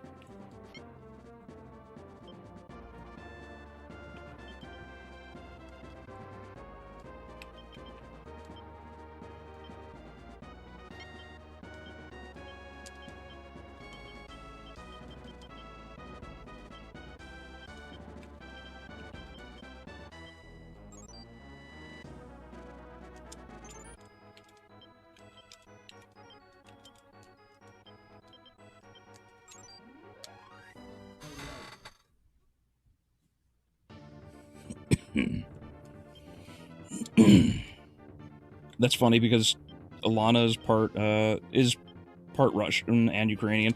Well, yeah, she just is that.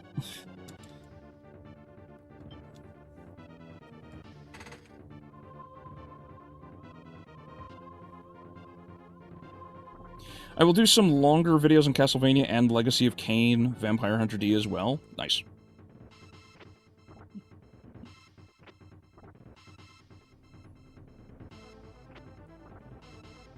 Yeah, you did pass 3K. That's what I thought I saw.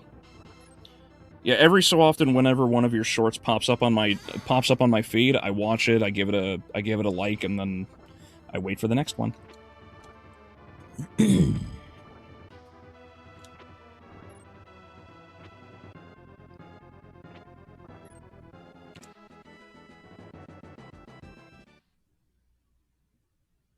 Are you Alucard's YouTube channel? Yes, he is. Yes.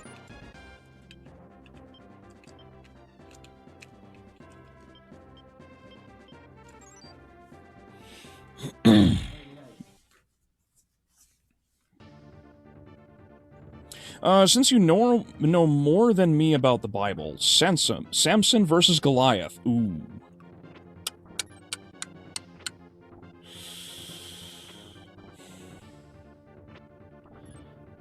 Obviously, before he gets his hair cut, I would say Samson. That's going to be my argument. If he lost his hair, obviously, it would probably be Goliath. Unless Samson knew how to sling rocks like David did.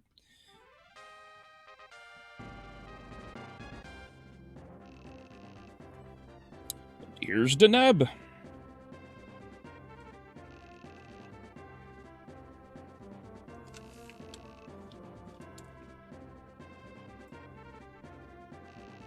And she just...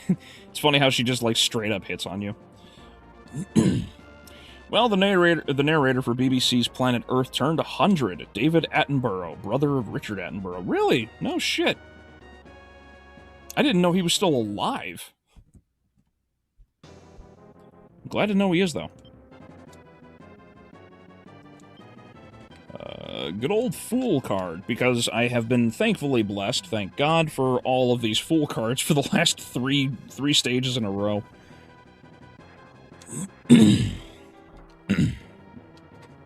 Oh, the Eskandale is a fire sword. What am I... Oh, you know what? I'm thinking of the Karenborg. That's what I'm thinking of. I'm mistaking... I'm switching it with the Karenborg in my head, because I'm an idiot.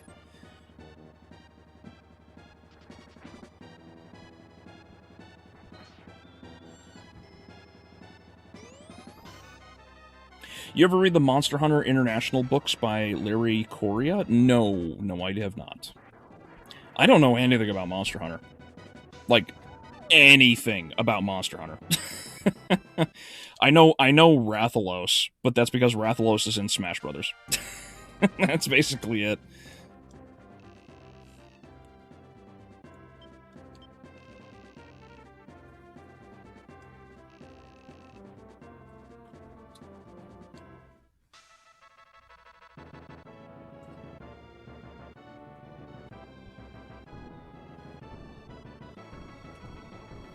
I remember the meme of David pulling up to fight Goliath with a 45, since it's the equivalent of the time. That's funny. Well, he did shoot him, like, right between the eyes, basically, so yeah, no, he got him all right.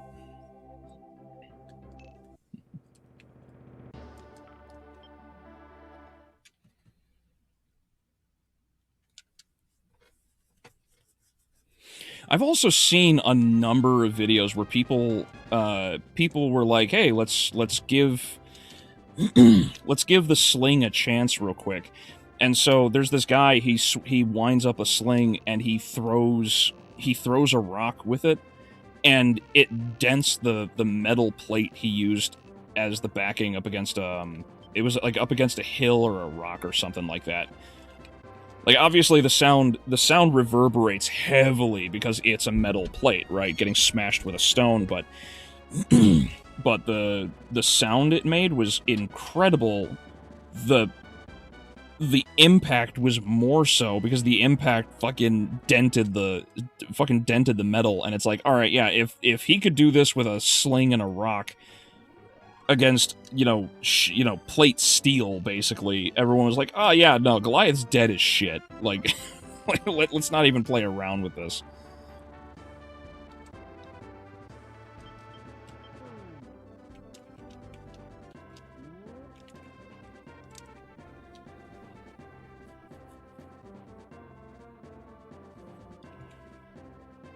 Crazy to think we had weaponry of that level before gunpowder was even a thing. Oh yeah, yeah. Well, that's innovation. That's ingenuity. Like humans have survived for a long time on this planet because God gave us a brain. It's just plain and simple. Like, we have what we have because like, we are the dominant creature on the planet because of that exact reason. So,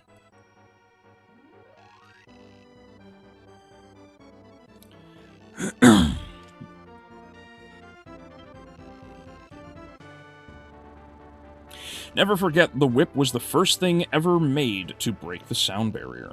Yep. Yep, the crack of the whip that you hear at the very end is the very tip of the whip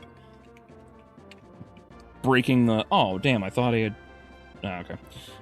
The very tip of the whip is moving fast enough that when it snaps, it breaks the sound barrier. Yep.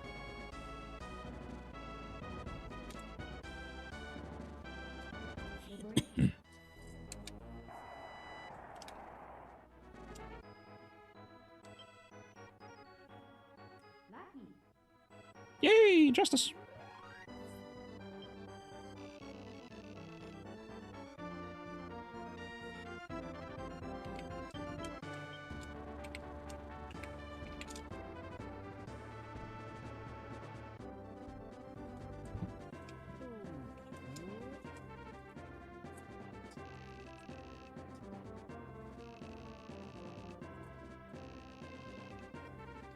Yeah, sure, why not? I'll take it.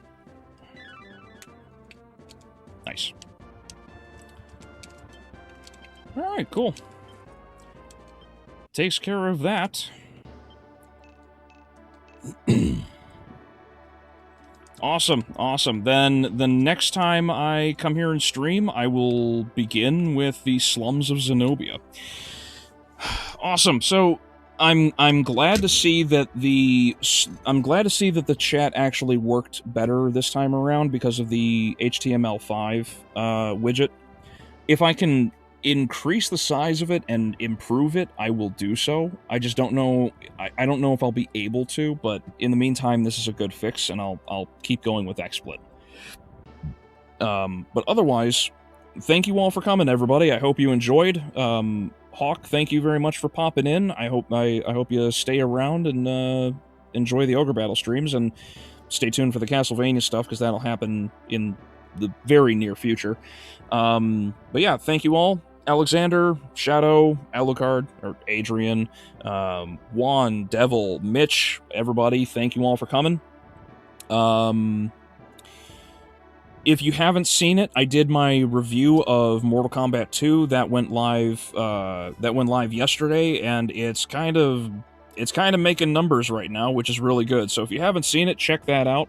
That was just almost 30 minutes long, so I went into quite a bit of depth with that. I will see about getting done Iron Lung and Shelby Oaks for the early next month, so stay tuned for those. I'll work on Animal Farm and the Odyssey for these next 2 weeks at least. And yeah, if follow me on Twitter occasionally, where I can complain about things. And if you're feeling charitable, donate to me on Subscribestar. You can talk to me about BattleTech, video games, movies, religion, whatever. Small but growing community. It's good. It's just $5 a month. I need it desperately. But yeah, if you have the money, otherwise it's fine. But yeah, thank you all for coming out, guys. Watch Cocaine Fueled Battle Mix. I will check it out after this. So thank you all for having come out. Have a good night and have a good weekend, everyone.